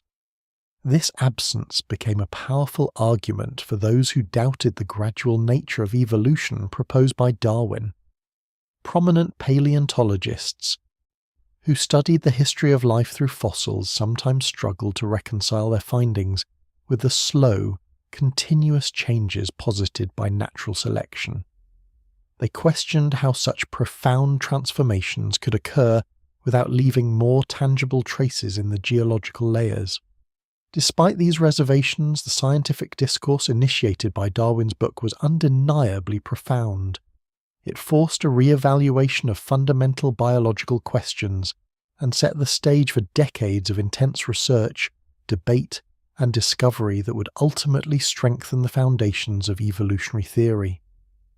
The initial reactions, a blend of eager acceptance and reasoned skepticism, mark the beginning of a scientific revolution. Beyond the realm of scientific inquiry, On the Origin of Species detonated a profound religious controversy, shaking the very foundations of deeply held theological beliefs. For centuries, Western thought had been shaped by a literal interpretation of biblical creation narratives, particularly the account in the Book of Genesis. This narrative presented a world designed and created by divine will, with each species brought into existence in its perfected form, unchanging since creation. Darwin's theory of descent with modification, driven by the impersonal forces of natural selection, stood in stark opposition to this established dogma. The idea that species arose gradually through natural processes, rather than by a singular act of creation, directly challenged the literal truth of the biblical account. It suggested a universe that operated not through direct divine intervention in every detail, but through inherent laws and mechanisms. Furthermore, the theory subtly yet profoundly undermined humanity's perceived special place in the universe. Traditional religious thought often posited humans as a unique creation, separate from and superior to all other forms of life, made in the image of God. Darwin's work, by suggesting a common ancestry for all living things, including humanity, implied that humans were not fundamentally distinct from the animal kingdom, but rather a product of the same evolutionary processes that shaped every other organism. This was a deeply unsettling proposition for many, as it seemed to diminish human dignity and uniqueness. The concept of natural selection, operating through struggle, variation, and survival, also raised difficult theological questions about the nature of God's benevolence and design. If life evolved through a process that involved constant competition and the extinction of the less fit, how did this align with the image of a benevolent and all-powerful creator? Some saw this as a cruel and wasteful mechanism incompatible with divine wisdom. Religious leaders and thinkers, particularly within the Church of England, reacted with a mixture of condemnation and concern. Sermons and pamphlets denouncing Darwin's ideas proliferated, portraying the theory as an affront to faith and morality. It was perceived not merely as an alternative scientific hypothesis, but as a direct attack on the spiritual authority of the Church and the very fabric of societal order, which was often seen as divinely ordained. The intellectual landscape became a battlefield where scientific observation clashed with theological conviction, igniting a cultural conflict that would echo for generations. The intellectual and religious ferment surrounding Darwin's ideas reached a dramatic crescendo at the British Association for the Advancement of Science meeting in Oxford in June of 1860. This event, held just 7 months after the publication of On the Origin of Species, became the stage for one of the most famous and pivotal confrontations in the history of science. The public debate between Thomas Henry Huxley and Bishop Samuel Wilberforce.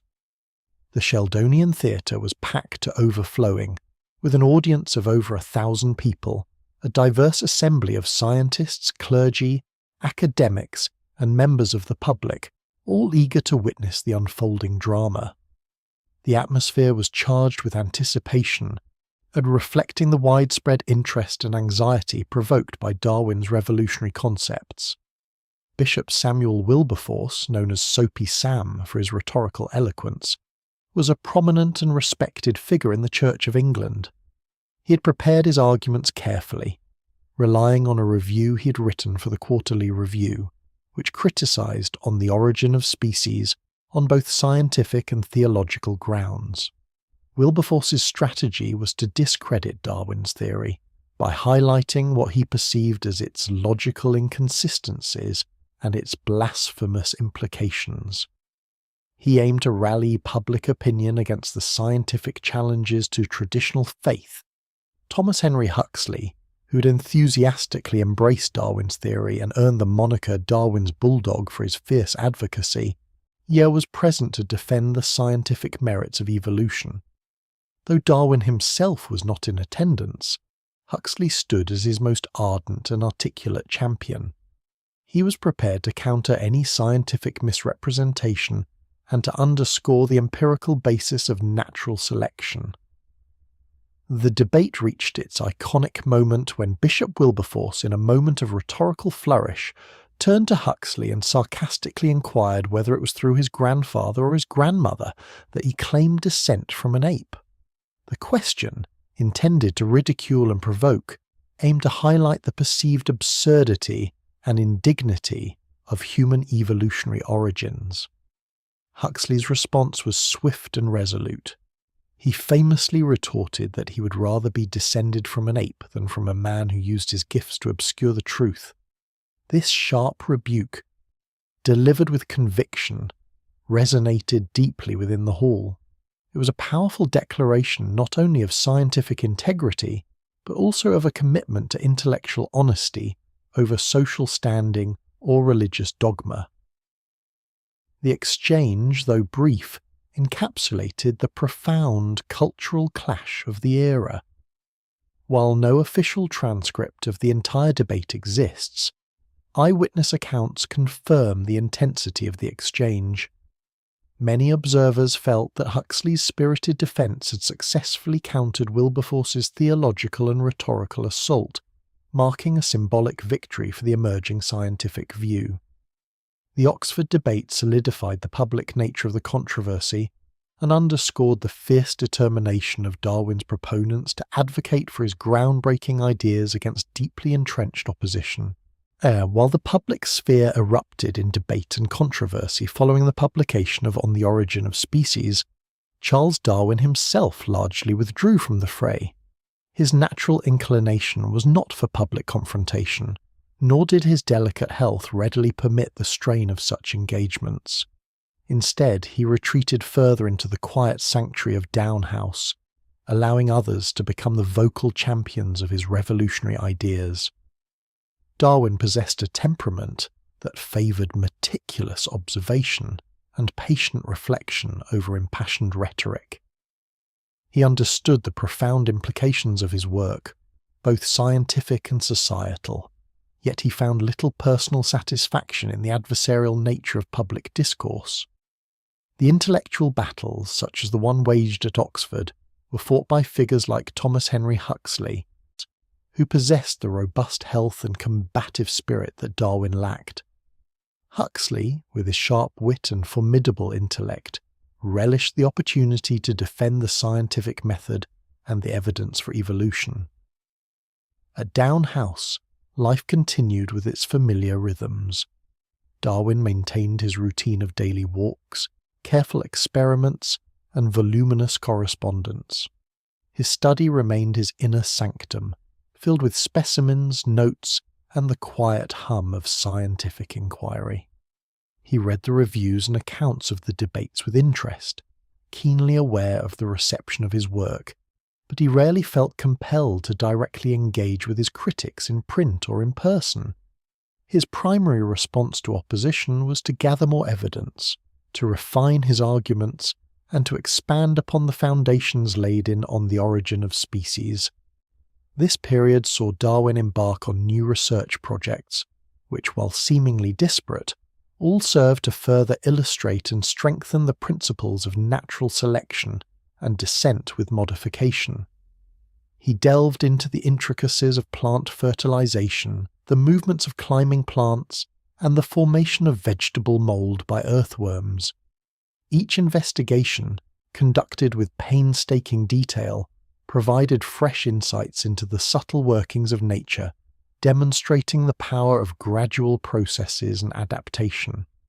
His retreat was not an abandonment of his theory, but rather a strategic withdrawal to the quiet front lines of scientific discovery.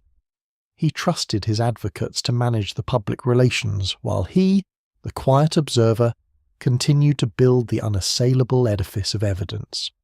Down House, therefore, became not a place of isolation, but a vital engine of ongoing scientific exploration, where Darwin meticulously accumulated the data that would further solidify the foundations of evolutionary biology. His quiet dedication in the face of public storm underscored his unwavering commitment to empirical truth. Among Darwin's later contributions, a particularly insightful work emerged in 1872, The Expression of the Emotions in Man and Animals. This volume represented a significant extension of his evolutionary framework, moving beyond the physical forms of species to explore the deeper, shared heritage evident in their inner lives. In this book, Darwin meticulously catalogued and analysed the ways in which living beings, from the simplest to the most complex, conveyed their internal states through outward displays. His central argument was that emotional expressions, much like physical traits, have evolutionary roots. They are not arbitrary gestures, but rather inherited patterns of movement and posture that once served a practical purpose for survival and communication. For instance, the baring of teeth, a universal sign of aggression across many species, likely originated from a preparatory movement for biting. Over time, this action became ritualized, serving as a warning even without the intent to immediately attack. Darwin gathered a vast array of evidence for this ambitious undertaking. He meticulously observed his own children, noting their cries, smiles, and frowns from infancy. He corresponded with missionaries and naturalists across the globe, requesting observations of human expressions in diverse cultures. He studied photographs of individuals experiencing various emotions, a nascent field at the time. Crucially, he also paid close attention to the expressive behaviours of animals, from domestic dogs and cats to captive monkeys, drawing direct comparisons between their displays and those of humans. Through this comparative approach, Darwin identified remarkable similarities in emotional expression across different species, particularly between humans and other primates. The widening of the eyes in surprise, the furrowing of the brow in concentration, the tensing of muscles in anger, these were not unique to humanity but echoed in the animal kingdom. This universality, he argued, strongly suggested a common ancestry and a shared evolutionary history, reinforcing the concept of descent with modification on a deeply personal, psychological level. The expression of the emotions further cemented the idea that humans were not separate from the natural world but an integral part of it, subject to the same evolutionary forces that shaped all other life. It offered a profound challenge to prevailing notions of human exceptionalism, illustrating that even our most intimate and complex emotional lives were connected to our ancient past. This work laid foundational groundwork for the study of ethology, psychology, and the neuroscience of emotion, demonstrating the enduring reach of Darwin's insights into every facet of life. In 1871, more than a decade after the publication of On the Origin of Species, Charles Darwin finally confronted the most sensitive and controversial aspect of his theory head-on with The Descent of Man and Selection in Relation to Sex. While Origin had only alluded to human evolution, this new work directly placed humanity within the grand tapestry of evolutionary history, firmly connecting our lineage to other primates. Darwin had long hesitated to publish his thoughts on human origins, well aware of the profound societal and religious objections his ideas would provoke. Yet the logical implications of natural selection compelled him to address the question of humanity's place in nature.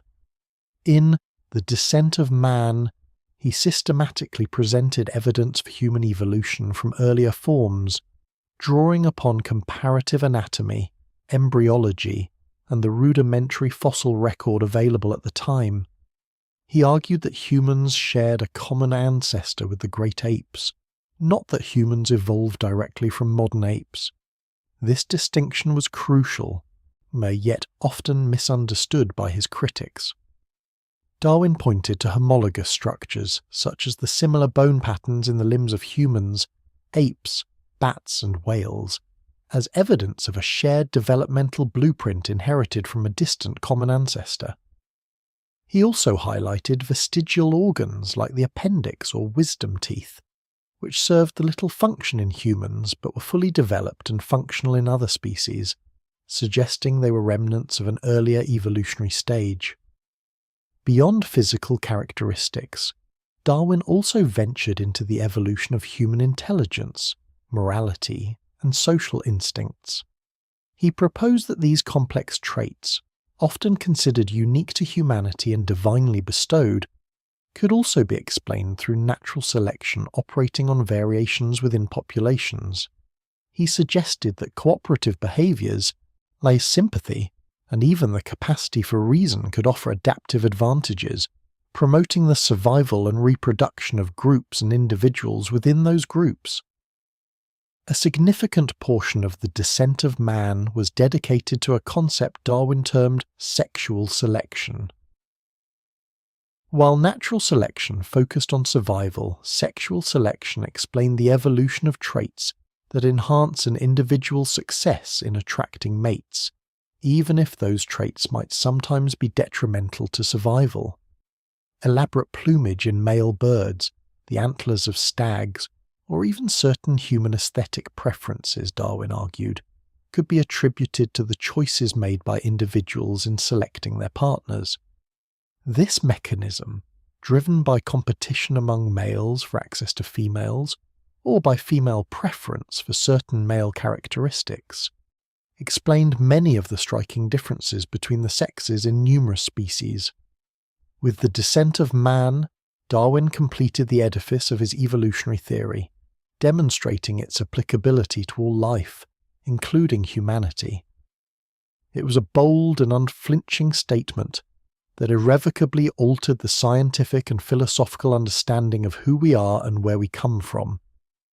Even as the profound implications of the Descent of Man reverberated through society, Charles Darwin remained steadfast in his quiet pursuit of knowledge at Down House. His intellectual curiosity was boundless, and much of his later work delved deeply into the intricate world of botany, revealing the subtle wonders of plant life through the lens of evolution. Two notable examples of this dedicated research were his studies on orchids and climbing plants, which further illuminated the power of adaptation. In 1862, just 3 years after On the Origin of Species, Darwin published on the various contrivances by which British and foreign orchids are fertilized by insects. This seemingly specialized topic was, in fact, a crucial demonstration of natural selection in action. Orchids, with their famously elaborate and diverse floral structures, presented a puzzle. Why such intricate designs? Darwin meticulously observed how each orchid species had evolved highly specific mechanisms to ensure pollination by particular insects. He detailed how petals were modified into elaborate lures, how pollen was packaged into sticky masses, pollinia, perfectly shaped to adhere to an insect's head or body, and how intricate levers and springs would release these pollinia only when the correct insect triggered them. He described a specialized relationship where the orchid, through countless generations of subtle variation and selection, had become exquisitely adapted to its insect pollinator and vice versa. This work elegantly illustrated that even the most complex and seemingly designed structures in nature could arise through gradual incremental changes driven by the necessity of reproduction. It provided a powerful counter-argument to those who saw only divine intervention in such intricate beauty, instead revealing the patient, creative hand of natural selection. Later, in 1875, Darwin turned his attention to the movements and habits of climbing plants. This study too might appear narrow in scope, but it offered profound insights into the subtle, yet persistent movements of the plant world. He observed how tendrils and stems of various climbing species would slowly, almost imperceptibly, rotate in wide circles, seeking out support. Once contact was made, they would coil tightly, providing stability and lifting the plant towards sunlight. Darwin meticulously documented these circumnutations, as he called them, demonstrating that plants, far from being static, engaged in complex, directed movements crucial for their survival. He explored the underlying mechanisms, proposing that these movements were not random but adaptive responses, allowing plants to overcome obstacles and efficiently utilize their environment. His work on climbing plants revealed a dynamic aspect of plant life that had largely gone unnoticed. The further cementing his understanding that adaptation was a universal principle, manifesting in myriad forms across all kingdoms of life. These botanical studies, though less grand in scope than origin or descent, were vital. They provided concrete, observable examples of the principles of variation, selection, and adaptation, reinforcing the foundations of his revolutionary theory with painstaking detail. The quiet depths of Charles Darwin's curiosity knew no bounds, extending even to the seemingly static world of plants. His earlier work on climbing plants had already hinted at hidden dynamism, but his fascination with the subtle vital actions of vegetation only deepened with age. This enduring interest culminated in one of his final major works, The Power of Movement in Plants, published in 1880, a project he undertook in close collaboration with his son Francis Darwin. This book represented a culmination of years of meticulous observation, much of it conducted within the tranquil confines of Down House. Darwin, aided by Francis, explored the myriad ways plants move, often in manners imperceptible to the casual observer. Their research went beyond the obvious coiling of tendrils, delving into the slow, rhythmic oscillations of growing shoots, roots, and leaves. They meticulously documented the phenomenon of circumnutation, the continuous, slow, revolving movement exhibited by the tips of growing organs in almost all plants. Through careful experiments, often involving time-lapse photography and ingenious homemade instruments, they demonstrated that these movements were not random but were fundamental to a plant's ability to navigate its environment. They showed how these subtle movements allowed seedlings to push through soil, how stems oriented themselves towards light, and how roots explored the earth for nutrients. Darwin proposed that this circumnutation was a primary and universal form of movement in the plant kingdom, from which more specialized movements, such as the coiling of climbing plants or the snapping of Venus flytraps, had evolved. The collaboration with Francis was particularly significant. Francis Darwin, himself a distinguished botanist, became his father's trusted assistant and intellectual partner in these later years. He provided not only practical help in setting up experiments, but also engaged in scientific discourse, helping to refine observations and interpretations. This shared endeavour underscored the intergenerational nature of scientific inquiry and the intellectual legacy Darwin was already cultivating.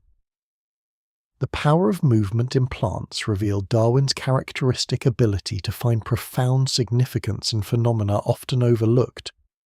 It underscored his belief that life, even in its simplest forms, was characterized by inherent activity and responsiveness to the environment. He argued that the continuous subtle movements of plants represented a form of rudimentary perception or intelligence, allowing them to react to stimuli like light, gravity, and touch. He even ventured to suggest that the tip of a plant's root, with its ability to direct growth and respond to various stimuli, functioned in a manner analogous to the brain of lower animals, coordinating the plant's movements.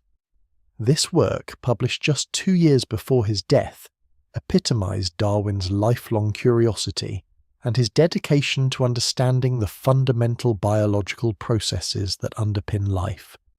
It demonstrated that even after decades of groundbreaking work, his mind remained keenly focused on the intricate details of the natural world, always seeking to uncover the evolutionary threads that connected all living things, from the smallest root to the most complex animal. Even as his health gently declined in his later years, Charles Darwin's scientific curiosity remained undimmed, turning its quiet gaze to the humble earthworm. His very last published scientific work, The Formation of Vegetable Mold Through the Action of Worms, with observations on their habits, appeared in 1881, a year before his passing. This seemingly niche subject was, in fact, a testament to a lifelong fascination, with Darwin's initial notes on worms dating back to the 1830s.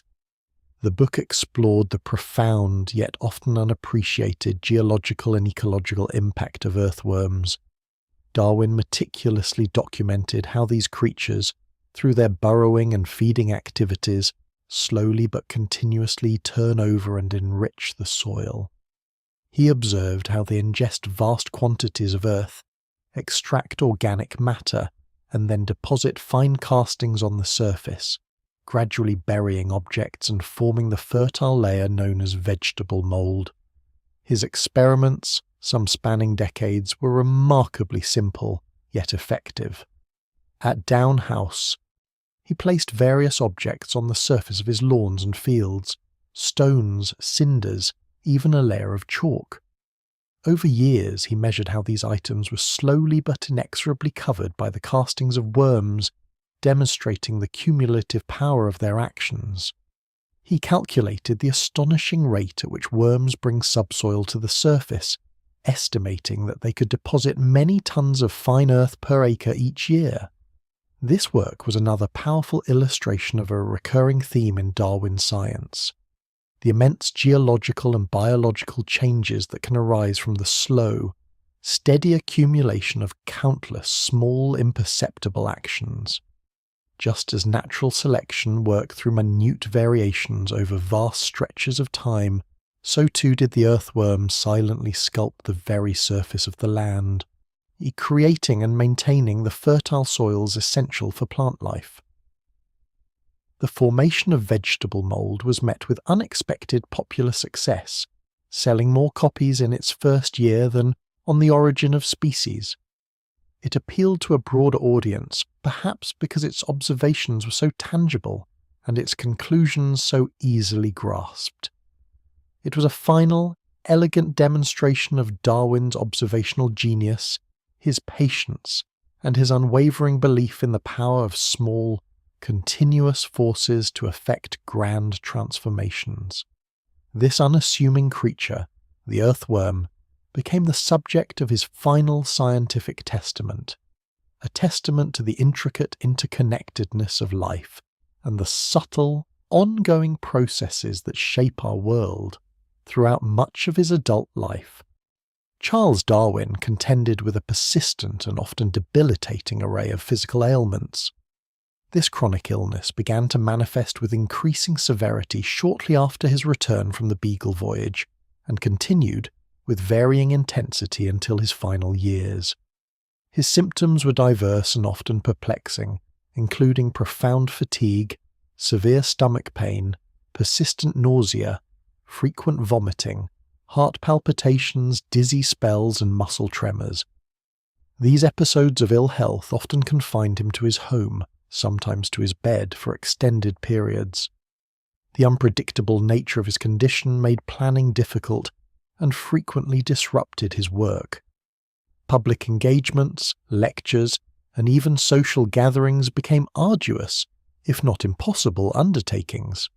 He often had to retreat from company, seeking solitude and quiet to manage his symptoms. The precise nature of Darwin's illness has been a subject of much historical and medical speculation. Various diagnoses have been proposed over the years, ranging from Chagas disease, contracted during his South American travels, to psychological conditions such as agoraphobia or anxiety disorders, or even more common ailments like Crohn's disease or chronic fatigue syndrome. However, no definitive diagnosis has ever been universally accepted. Regardless of its specific cause, the impact of his chronic illness on Darwin's life was profound. It necessitated a carefully structured daily routine at Down House, designed to conserve his limited energy and maximize his periods of productivity. He typically worked only for a few hours each day, often in short bursts, interspersed with periods of rest, gentle walks, and quiet contemplation. This disciplined approach, facilitated by the unwavering support of his wife Emma, allowed him to continue his prodigious scientific output despite his physical limitations. His illness, while a source of immense personal suffering, also inadvertently shaped his scientific career. It largely prevented him from holding a public position or engaging in the demanding social life of London's scientific elite, allowing him to devote himself almost entirely to research and writing in the quiet solitude of Down House. In a paradoxical way, his physical confinement may have contributed to the depth and focus of his intellectual pursuits. He learned to manage his suffering, transforming adversity into a context for sustained, groundbreaking inquiry. His perseverance in the face of such continuous discomfort stands as a testament to his extraordinary dedication to science. The quiet sanctuary of Down House was not only a centre of scientific inquiry, but also a vibrant family home, filled with the presence of Charles and Emma Darwin's 10 children. Their lives together were marked by the ordinary rhythms of Victorian domesticity, imbued with a deep affection and intellectual curiosity. Darwin, despite his chronic ailments, was a devoted father, taking great pleasure in observing his children, playing with them, and encouraging their individual interests. He meticulously documented their development, often with the keen eye of a naturalist, noting their expressions, behaviours, and early learning. However, the joys of family life were tragically intertwined with profound sorrows. The high rates of child mortality prevalent in the 19th century cast a long shadow over many families, and the Darwins were not spared. 3 of their children did not survive to adulthood. The first loss was that of Mary Eleanor, who died as an infant in 1842. A decade later, Charles Waring, their youngest son, passed away in 1858 at the age of 1.5. But it was the death of Anne Elizabeth, affectionately known as Annie, in 1851, that inflicted the most devastating blow upon Charles Darwin. Annie, his second child and eldest daughter, was a bright, vivacious, and deeply beloved girl. She succumbed to what was likely tuberculosis at the tender age of 10. Her prolonged illness and subsequent passing caused immense grief to both Charles and Emma. Darwin kept a poignant memoir of Annie, a testament to his profound love and sorrow, describing her charming disposition and the unbearable pain of her absence. This personal tragedy had a particularly significant impact on Darwin's already evolving religious views.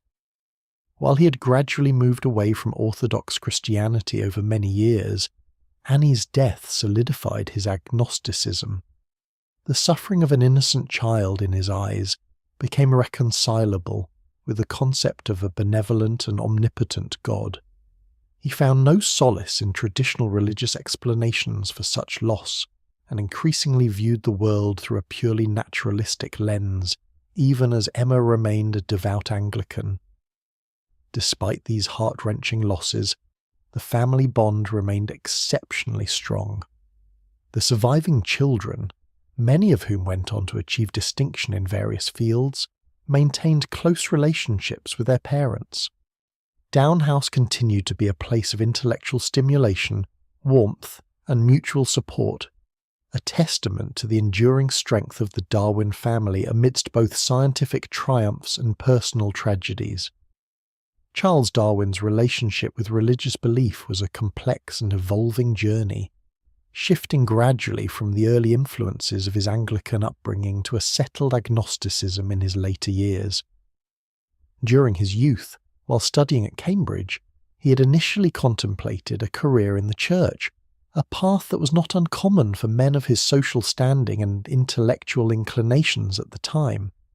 He read theological works and found himself, at that stage, accepting of traditional Christian doctrines. The voyage of the Beagle, in fact, saw him as a relatively orthodox believer, even quoting the Bible to the crew and debating missionaries.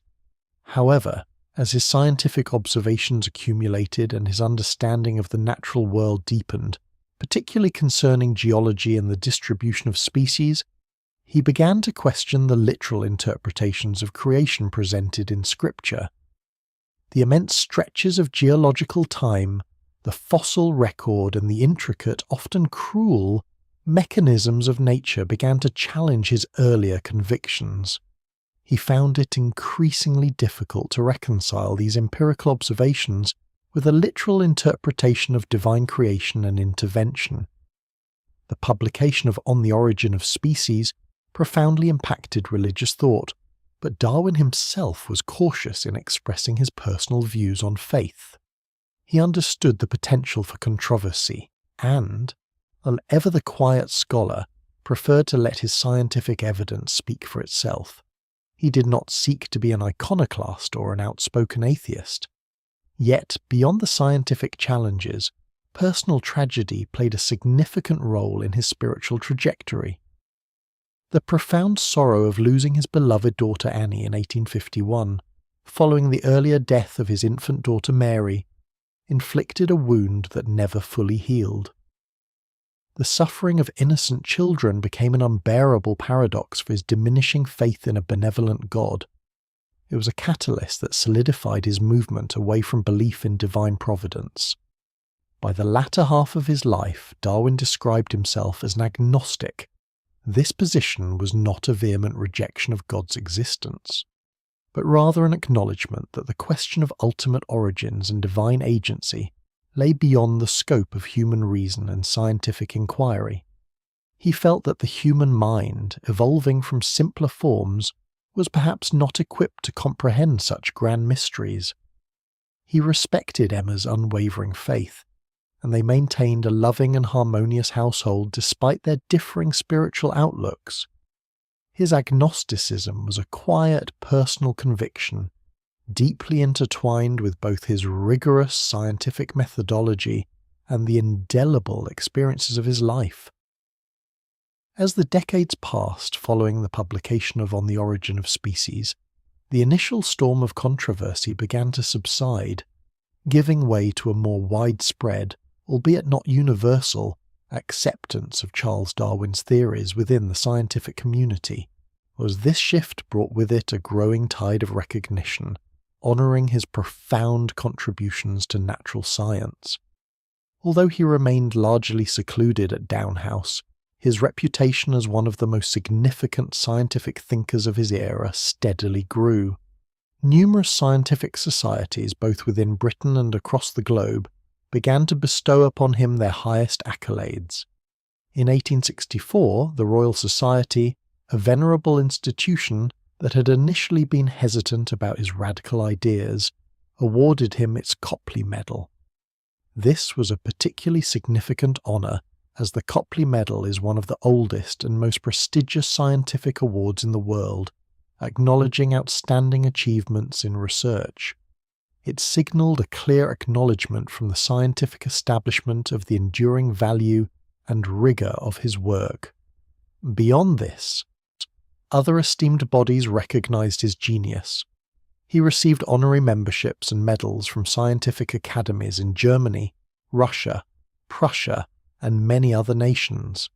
These international honours underscored the universal impact of his ideas, which transcended national borders and reshaped scientific inquiry globally. Though Darwin himself rarely travelled after the Beagle voyage, his theories journeyed far and wide, influencing generations of naturalists, biologists, and thinkers.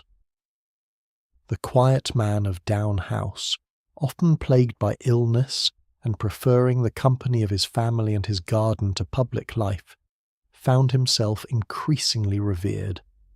Letters of admiration arrived from colleagues and strangers alike, expressing profound gratitude for his insights, while he continued to meticulously pursue his research, publishing further works that expanded upon his initial theories. The scientific world gradually came to terms with the revolutionary implications of natural selection. This growing recognition was not without its ironies. The very ideas that had once been dismissed as dangerous or speculative were now foundational to emerging fields of biological study. The honours he received were a testament to the power of persistent observation, meticulous documentation, and courageous intellectual inquiry. They reflected a changing scientific landscape, one that was increasingly open to explanations grounded in natural processes rather than supernatural intervention. By the end of his life, Charles Darwin was not merely a respected naturalist, but a celebrated figure whose name had become synonymous with a fundamental shift in humanity's understanding of its place in the natural world. Despite the increasing physical frailty that marked his later years, Charles Darwin's intellectual curiosity and dedication to scientific inquiry remained undimmed. He continued his work at Down House with the same meticulous attention to detail that had characterized his entire career. His final published work, The Formation of Vegetable Mold Through the Action of Worms with Observations on Their Habits, appeared in 1881, just a year before his death. This seemingly unassuming book, a culmination of decades of observation, explored the profound, slow impact of earthworms on soil formation and geology, once again illustrating his remarkable ability to extract grand scientific principles from humble, everyday phenomena. His days at Down House maintained a familiar rhythm. Mornings were typically dedicated to scientific work, often conducted in his study, surrounded by his books and instruments. Afternoons often involved walks around the sand walk, the path he had worn through his woods, where he would contemplate his experiments and observations. The evenings were spent with his beloved family, reading aloud or simply enjoying quiet companionship. The bonds within the Darwin household remained exceptionally strong, a source of profound comfort and stability throughout his life. His wife, Emma, continued to be his steadfast companion, managing the household, providing emotional support, and often assisting him with his correspondence and research. His children, many now grown with families of their own, visited frequently, and their intellectual lively discussions were a constant source of pleasure for him. As the winter of 1881 turned into the spring of 1882, Darwin's health, which had always been delicate, began to decline more noticeably.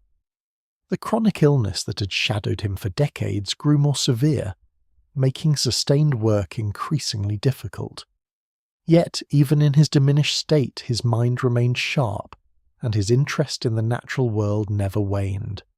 He continued to observe, to think, and to engage with the scientific developments of his time, albeit with less direct involvement. On April 19, 1882, Charles Darwin passed away peacefully at Down House. He was surrounded by his family. His final moments spent in the place he had transformed into a sanctuary of scientific discovery and domestic tranquility. His passing marked the end of an extraordinary life dedicated to understanding the intricate mechanisms of life on Earth. The quiet passing of the man at Down House belied the immense lasting impact of his ideas, which had irrevocably altered the course of biological science and human thought. Following his death at Down House, a debate arose concerning Charles Darwin's final resting place. Initially, it was assumed he would be buried in the quiet churchyard near his home, alongside family members.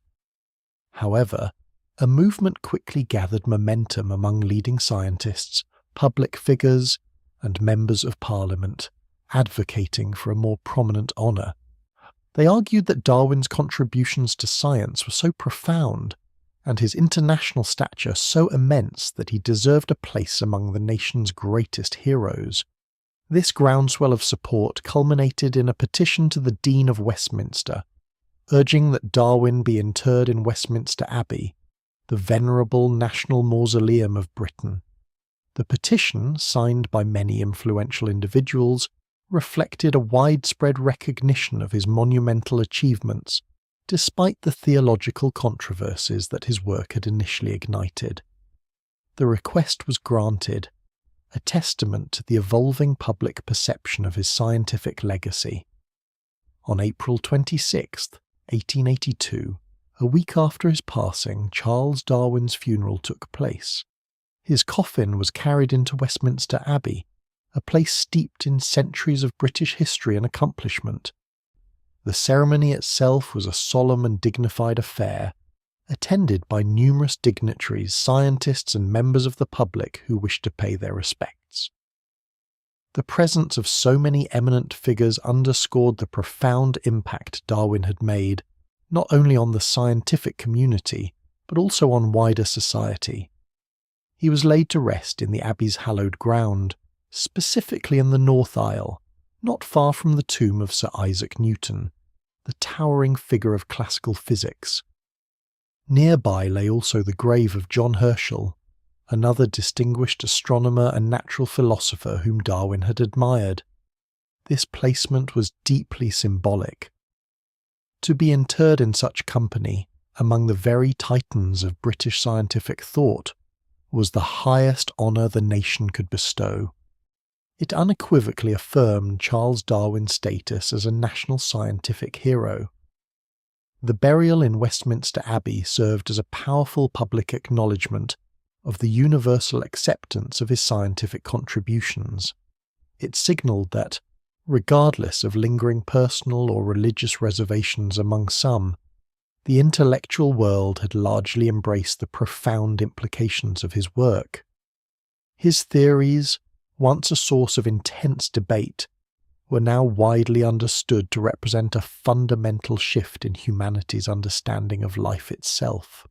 The quiet man from Down House had taken his place among the immortals. The passing of Charles Darwin left a profound void in the scientific landscape, yet it also marked a pivotal moment for the burgeoning field of biology. By the time of his death in 1882, his foundational work had already irrevocably altered the course of scientific inquiry. The immediate aftermath saw the scientific community, both in Britain and across the globe, grappling with the monumental implications of his theories. His ideas, particularly that of natural selection as the driving force behind the diversity of life, had fundamentally reshaped the understanding of the natural world. While the initial decades following the publication of On the Origin of Species were characterized by vigorous debate and often fierce opposition, by the 1880s the scientific consensus had largely shifted. The concept of evolution, or descent with modification, was widely accepted among serious naturalists. Darwin's death, therefore, did not plunge the scientific world into disarray or doubt regarding the validity of his core ideas. Instead, it solidified his status as the architect of modern biology. The focus for researchers immediately after his demise shifted from questioning the existence of evolution to understanding its mechanisms and implications more deeply. Scientists began the immense task of refining and extending Darwin's initial framework. This involved a detailed exploration of heredity, a field that Darwin himself had struggled with, lacking the knowledge of Mendelian genetics that would emerge later. There was a renewed emphasis on empirical observation, careful classification, and comparative anatomy, all viewed through the lens of evolutionary principles. Laboratories and field expeditions across continents became sites for investigating specific examples of adaptation, speciation, and the intricate relationships between organisms.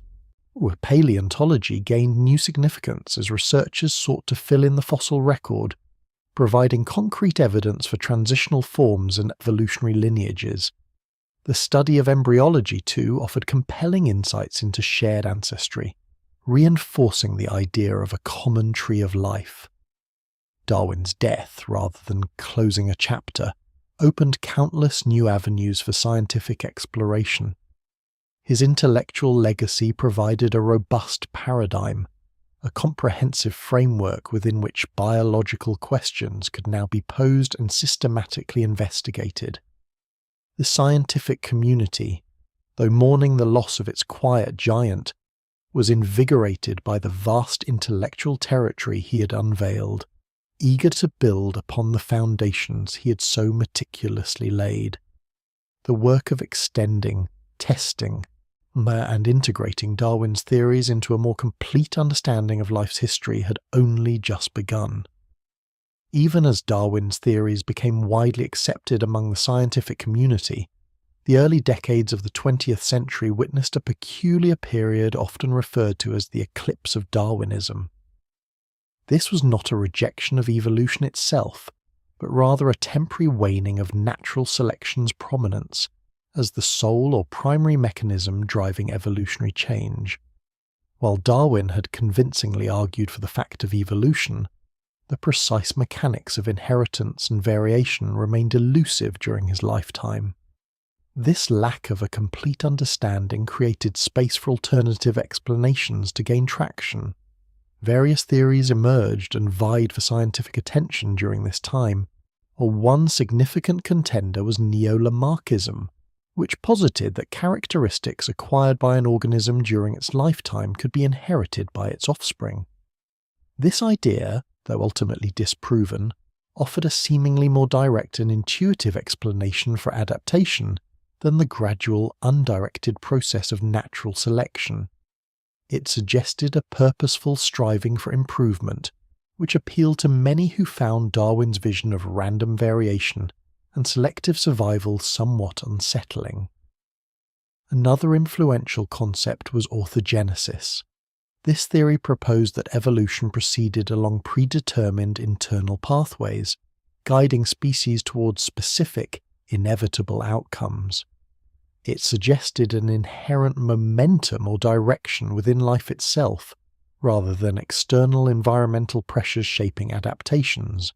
This, too, offered an alternative to the seemingly undirected nature of natural selection, implying a more teleological or goal-oriented process in biological development. Mutationism also gained significant traction, particularly with the rediscovery of Gregor Mendel's work on heredity in 1900. Early mutationists such as Hugo de Vries emphasized the role of sudden, large-scale mutations as the primary drivers of evolutionary change, rather than the slow accumulation of small variations favored by Darwin. They believed that new species could arise abruptly through these significant genetic shifts, challenging the gradualism central to Darwin's original formulation. These alternative ideas, while ultimately superseded, just highlighted a crucial gap in Darwin's original theory: a comprehensive understanding of the source of variation and the mechanism of inheritance. The eclipse was not a denial of evolution, but a scientific exploration of different pathways and causes for the observed changes in species. It represented a period of intellectual ferment where scientists sought to integrate new discoveries, particularly in genetics, with the broader concept of evolutionary change. This period of exploration and debate would eventually set the stage for a more robust and comprehensive understanding of evolution, known as the modern evolutionary synthesis, which would firmly re-establish natural selection at its core. The temporary intellectual wandering away from natural selection, observed in the early 20th century, eventually gave way to a powerful reaffirmation of Darwin's core insights. This pivotal shift occurred during the 1930s and 1940s, a period often referred to as the modern evolutionary synthesis. It was a profound convergence of ideas, bringing together disparate fields of biology that had previously seemed disconnected or even at odds. At the heart of this synthesis was the elegant integration of Mendelian genetics with Darwinian natural selection. For decades after Mendel's work was rediscovered, there had been a perceived conflict between the two. Mendel's discrete units of inheritance, genes, seemed to suggest sudden changes, while Darwin emphasized gradual accumulation of small variations. The synthesis resolved this apparent tension by demonstrating that Mendelian inheritance provided the very mechanism for the variation upon which natural selection could act. Pioneering geneticists and evolutionary biologists such as Ronald Fisher, J.B.S. Haldane, Sewell Wright, Theodosius Dobzhansky, and Ernst Mayr were instrumental in forging this new understanding. They showed how small, inherited variations, governed by Mendelian principles, could accumulate over generations. These variations, whether beneficial, neutral, or detrimental, were then subjected to the sifting power of natural selection within populations. Slowly, steadily, and observably, populations would change in response to their environments. The modern synthesis unified a vast array of biological disciplines. Paleontologists like George Gaylord Simpson showed how the fossil record could be interpreted through the lens of population genetics and natural selection. Botanists and zoologists contributed extensive data on geographic variation and speciation, demonstrating how reproductive isolation and environmental pressures led to the formation of new species. This grand synthesis firmly established evolution as the central unifying paradigm of biology. It provided a robust and coherent framework that explained biodiversity, adaptation, and the shared ancestry of all life. Natural selection was no longer seen as merely one possible mechanism, but as the primary creative force driving adaptive evolution.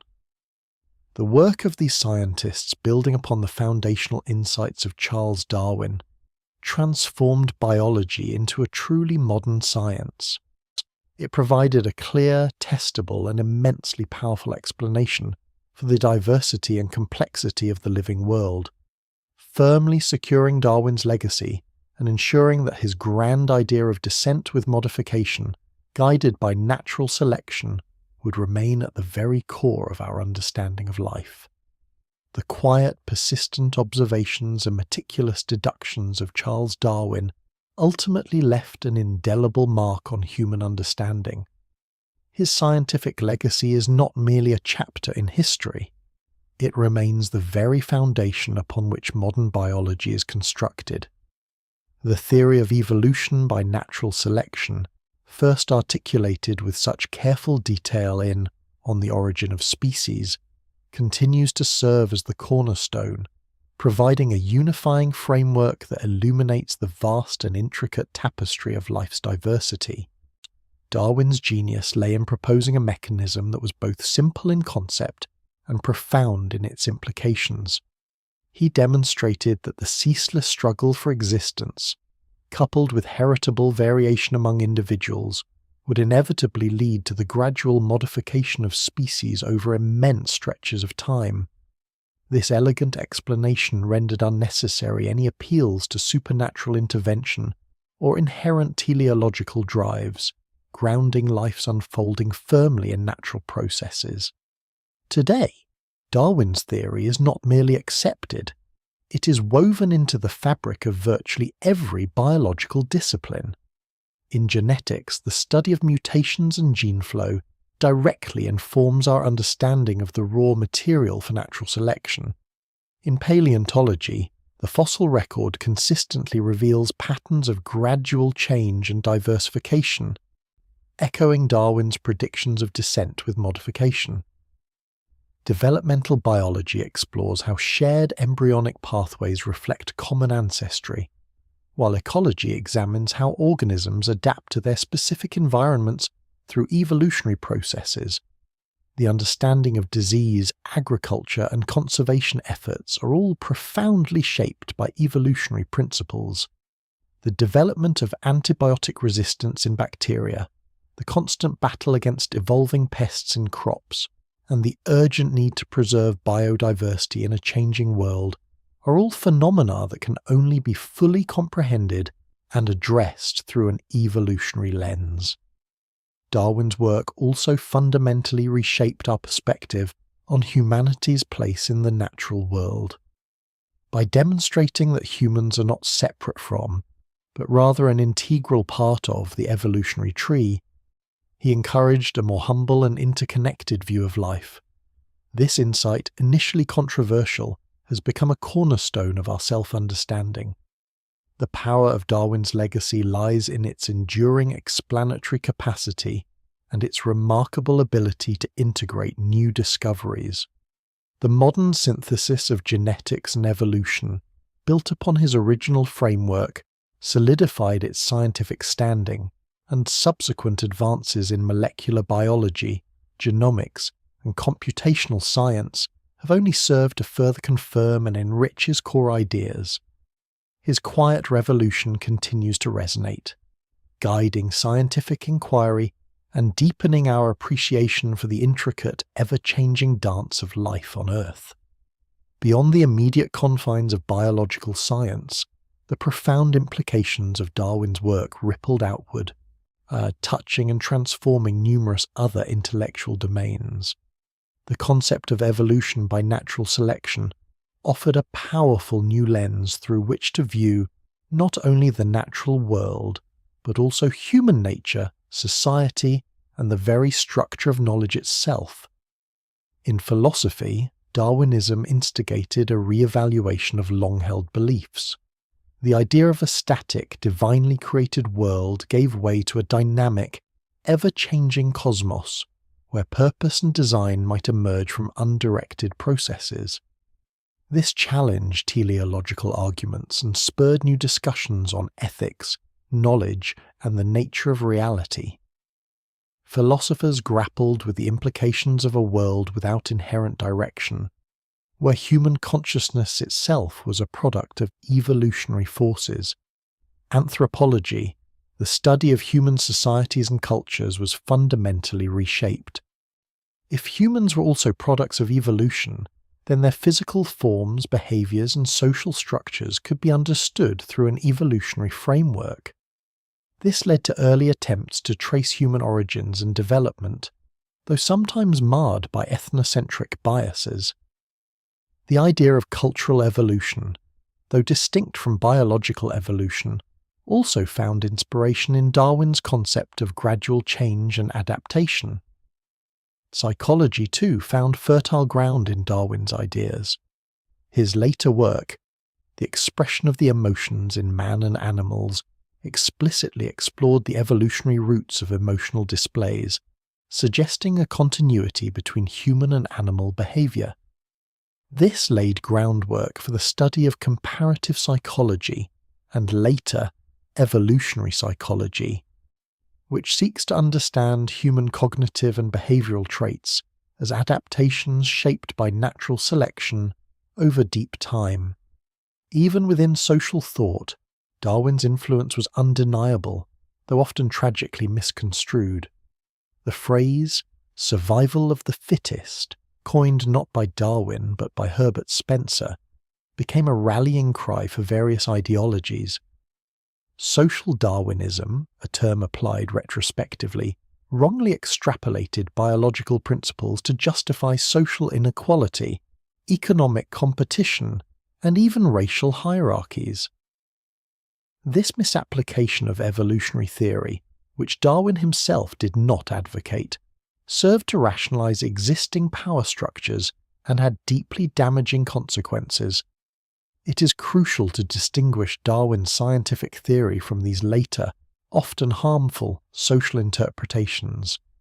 Despite these misinterpretations, the core idea of change, adaptation, and descent from common ancestry profoundly altered how thinkers in diverse fields approach their subjects. It introduced a historical perspective into areas that had previously been viewed as static or divinely ordained, fostering a new appreciation for the dynamic, interconnected, and evolving nature of all phenomena. Darwin's quiet observations thus sparked a philosophical and societal reawakening that continues to unfold. The relationship between evolutionary science and religious belief has been a complex and often contentious one since the initial publication of On the Origin of Species. While the scientific community has long embraced evolution by natural selection as the fundamental explanation for life's diversity, these dialogues and debates with certain religious viewpoints persist into the present day. It is important to acknowledge that for many there is no inherent conflict between faith and scientific understanding. Numerous religious traditions and denominations around the world have found ways to reconcile evolutionary theory with their theological frameworks. They often view evolution as the mechanism through which a divine creator operates, or as a natural process established by a higher power rather than an opposing narrative. For these individuals, the scientific account of life's unfolding can even deepen their appreciation for the grandeur and intricacy of creation. However, certain literal interpretations of sacred texts can lead to direct conflicts with the scientific evidence for evolution, where this is most often seen in forms of creationism, which advocate for a literal six-day creation or intelligent design, which posits that life's complexity requires a direct, unobservable designer. These perspectives frequently challenge the scientific consensus on the age of the Earth, the fossil record, and the common ancestry of species. From a scientific standpoint, the evidence supporting evolution is overwhelming and comes from a vast array of disciplines, including genetics, paleontology, comparative anatomy, embryology, and biogeography. This evidence has been rigorously tested, observed, and refined over more than a century and a half. The scientific consensus is clear. Evolution is a fact, and natural selection is its primary mechanism. Science, by its very nature, seeks natural explanations for natural phenomena and operates within the realm of the observable and testable. The ongoing discussions often highlight a difference in methodology and domain. Science addresses how the natural world works, while religion often explores why we exist and offers moral and spiritual guidance. When these distinct ways of knowing are properly understood, the potential for harmony often becomes clearer. The vast majority of scientists, who are also people of faith, find no contradiction between their scientific understanding of evolution and their religious or spiritual beliefs. Thus, while the echoes of past debates still resonate, the modern discourse increasingly emphasizes the possibility of finding peace between these seemingly disparate realms. Yet it is a testament to the enduring power of both scientific inquiry and human spirituality that these conversations continue, seeking understanding and reconciliation in a complex world. Beyond his monumental scientific contributions, Charles Darwin himself stands as a powerful symbol, embodying the very essence of scientific inquiry. His life journey, from a curious young man with a passion for collecting to the revered architect of modern biology, illustrates the profound impact of sustained curiosity and meticulous observation. Darwin's early inclinations, his delight in the natural world, and his relentless questioning of conventional wisdom set him on a path of discovery.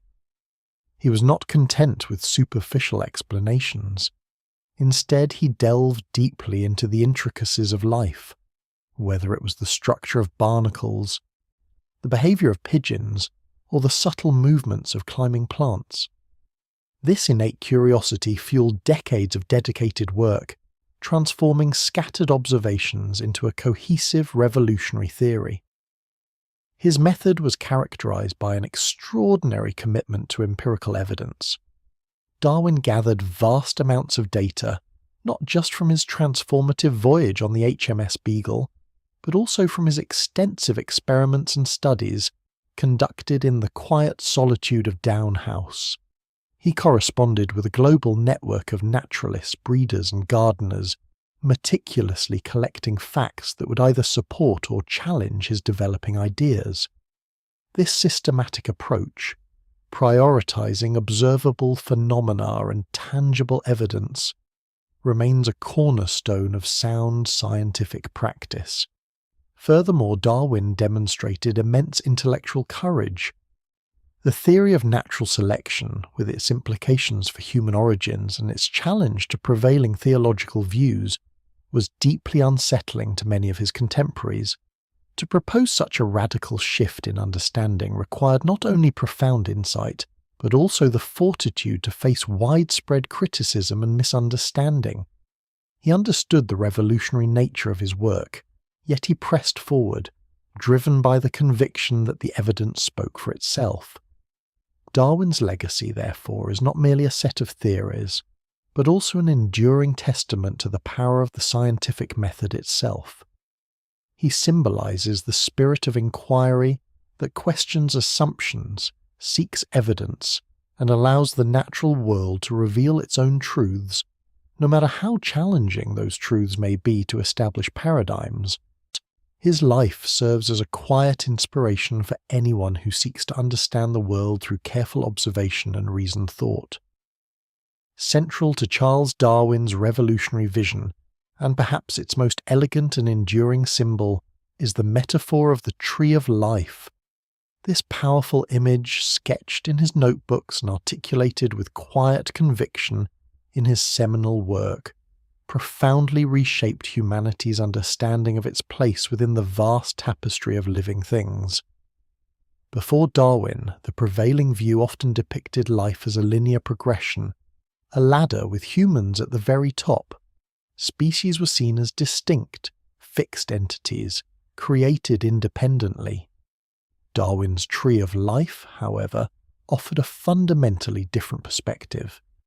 It illustrated life not as a ladder, but as a branching, ever-growing tree, where every twig, or every branch, and every major limb represents a lineage connected through common ancestry. This metaphor elegantly conveys the deep interconnectedness of all organisms, both living and extinct. The trunk of the tree represents the universal common ancestor from which all life diverged. As time progresses, branches split and diverge, representing speciation events where new species arise from existing ones. Some branches flourish, producing a wealth of new forms, while others wither and end, signifying extinction. The tips of the living branches represent the species we see today, all related, some closely, others distantly, but all sharing a common origin. The beauty of this metaphor lies in its ability to visually communicate the core tenets of evolutionary theory: descent with modification, the branching nature of evolution, and the shared heritage of all life. It explains why organisms share fundamental similarities in their anatomy, physiology, and genetic code, because they are all cousins, tracing their ancestry back through countless generations to a shared biological past. From the simplest bacteria to the most complex mammals, the tree of life unites them all within a single, grand narrative. It dissolves the artificial boundaries once perceived between different forms of life, and instead highlights the continuous, unbroken chain of life stretching back billions of years. This image, simple yet profound, continues to serve as a unifying framework in biology, a testament to Darwin's ability to articulate complex scientific truths in a way that resonates with both intellect and imagination, offering a meditative view of life's intricate, shared journey. The seeds sown by Charles Darwin in the mid-19th century have blossomed into the expansive field of modern evolutionary biology, a discipline that continues to push the boundaries of our understanding of life itself. His foundational insights, though formulated without knowledge of genes or DNA, provided a robust framework upon which subsequent generations of scientists have built an increasingly detailed and intricate picture of evolution.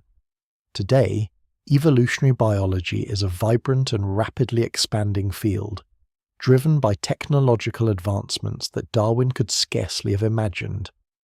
One of the most significant frontiers is genomics.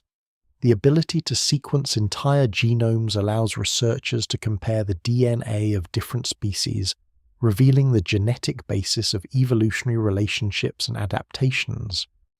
We can now trace the evolutionary history of genes, identify the genetic changes responsible for novel traits, and even reconstruct the genomes of extinct organisms from ancient DNA. This deep dive into the molecular blueprint of life provides unprecedented detail, illuminating the very mechanisms of descent with modification that Darwin first proposed. Another exciting area is developmental biology, often referred to as evo-devo.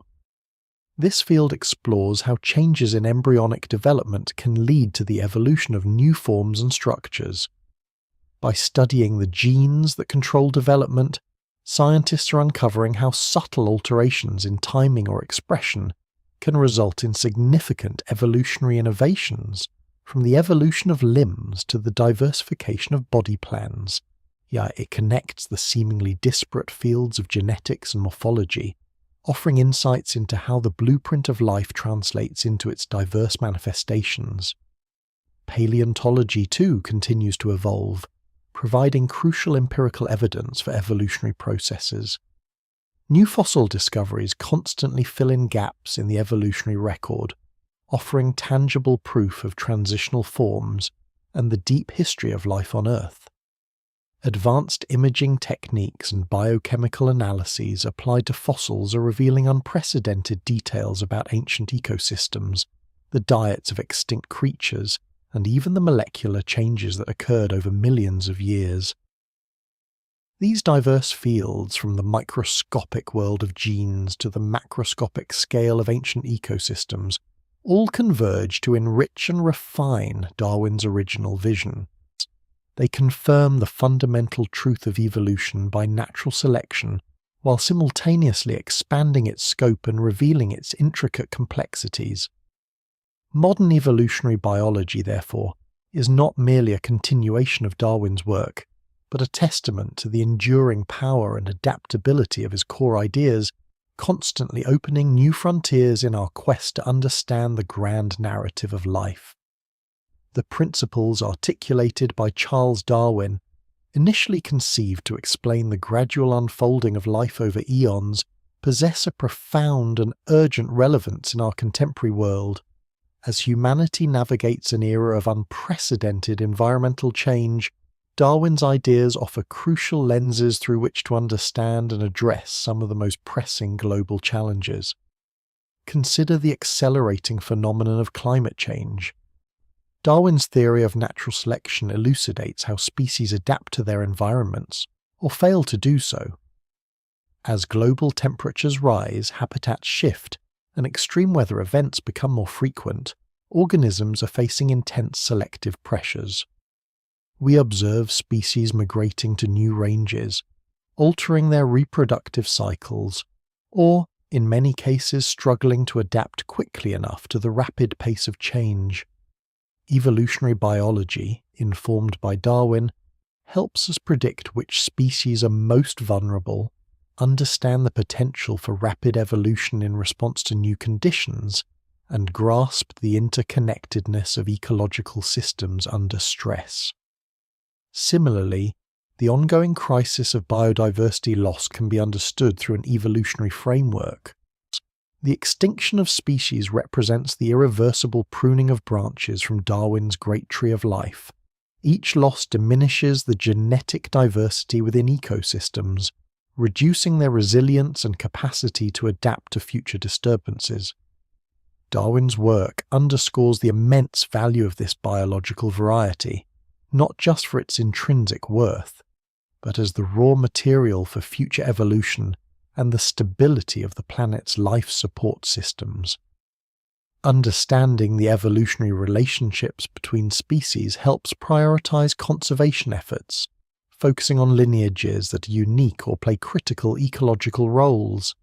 Furthermore, the evolution of diseases presents a constant dynamic challenge to human health, from the emergence of new viral strains to the increasing antibiotic resistance in bacteria. These phenomena are direct manifestations of natural selection in action. Pathogens evolve rapidly, constantly adapting to evade immune responses and overcome medical interventions. Darwinian principles are essential for developing new vaccines, designing effective drug therapies, and understanding the epidemiology of infectious diseases. The arms race between pathogens and their hosts is a vivid, ongoing testament to the relentless, ever-present force of evolution. In these critical areas, climate change, biodiversity loss, and disease evolution, Darwin's insights provide not just a historical perspective, but an indispensable toolkit for comprehending the dynamic nature of life and informing our responses to a world in flux. His work reminds us that life is not static, but a constantly shifting tapestry, intricately woven by the threads of adaptation and change. As we reflect upon the long and thoughtful journey of Charles Darwin, a compelling paradox emerges, one that defines the very essence of his enduring impact. Here was a man, by all accounts, who preferred the quietude of his study and the gentle rhythms of family life at Down House. He was often ill, frequently retreated from public engagement, and, despite the monumental nature of his work, rarely sought the spotlight. Yet this unassuming individual, through diligent observation and profound contemplation, initiated one of the most sweeping intellectual revolutions in human history. Darwin's life was not marked by fiery speeches or dramatic pronouncements. Instead, his revolution unfolded with the steady rustle of turning pages, the careful labelling of specimens, and the measured cadence of his correspondence. He possessed a quiet, almost relentless curiosity, a deep patience for the minute details of the natural world. This was the outward demeanour of a man who, internally, was grappling with ideas so vast and so challenging to prevailing orthodoxies that they would forever reshape humanity's understanding of itself and its place within the grand tapestry of life. The paradox deepens when one considers the sheer power of the concepts he introduced: descent with modification, natural selection, the struggle for existence. These phrases, born from his quiet observations, ignited fierce debates and shattered long-held beliefs. They demanded a complete re-evaluation of creation, purpose, and the very nature of biological diversity. Yet the architect of this upheaval remained, for the most part, at his country estate, tending to his plants, watching his children play, and meticulously documenting the behaviours of earthworms. His legacy, therefore, is one of quiet power.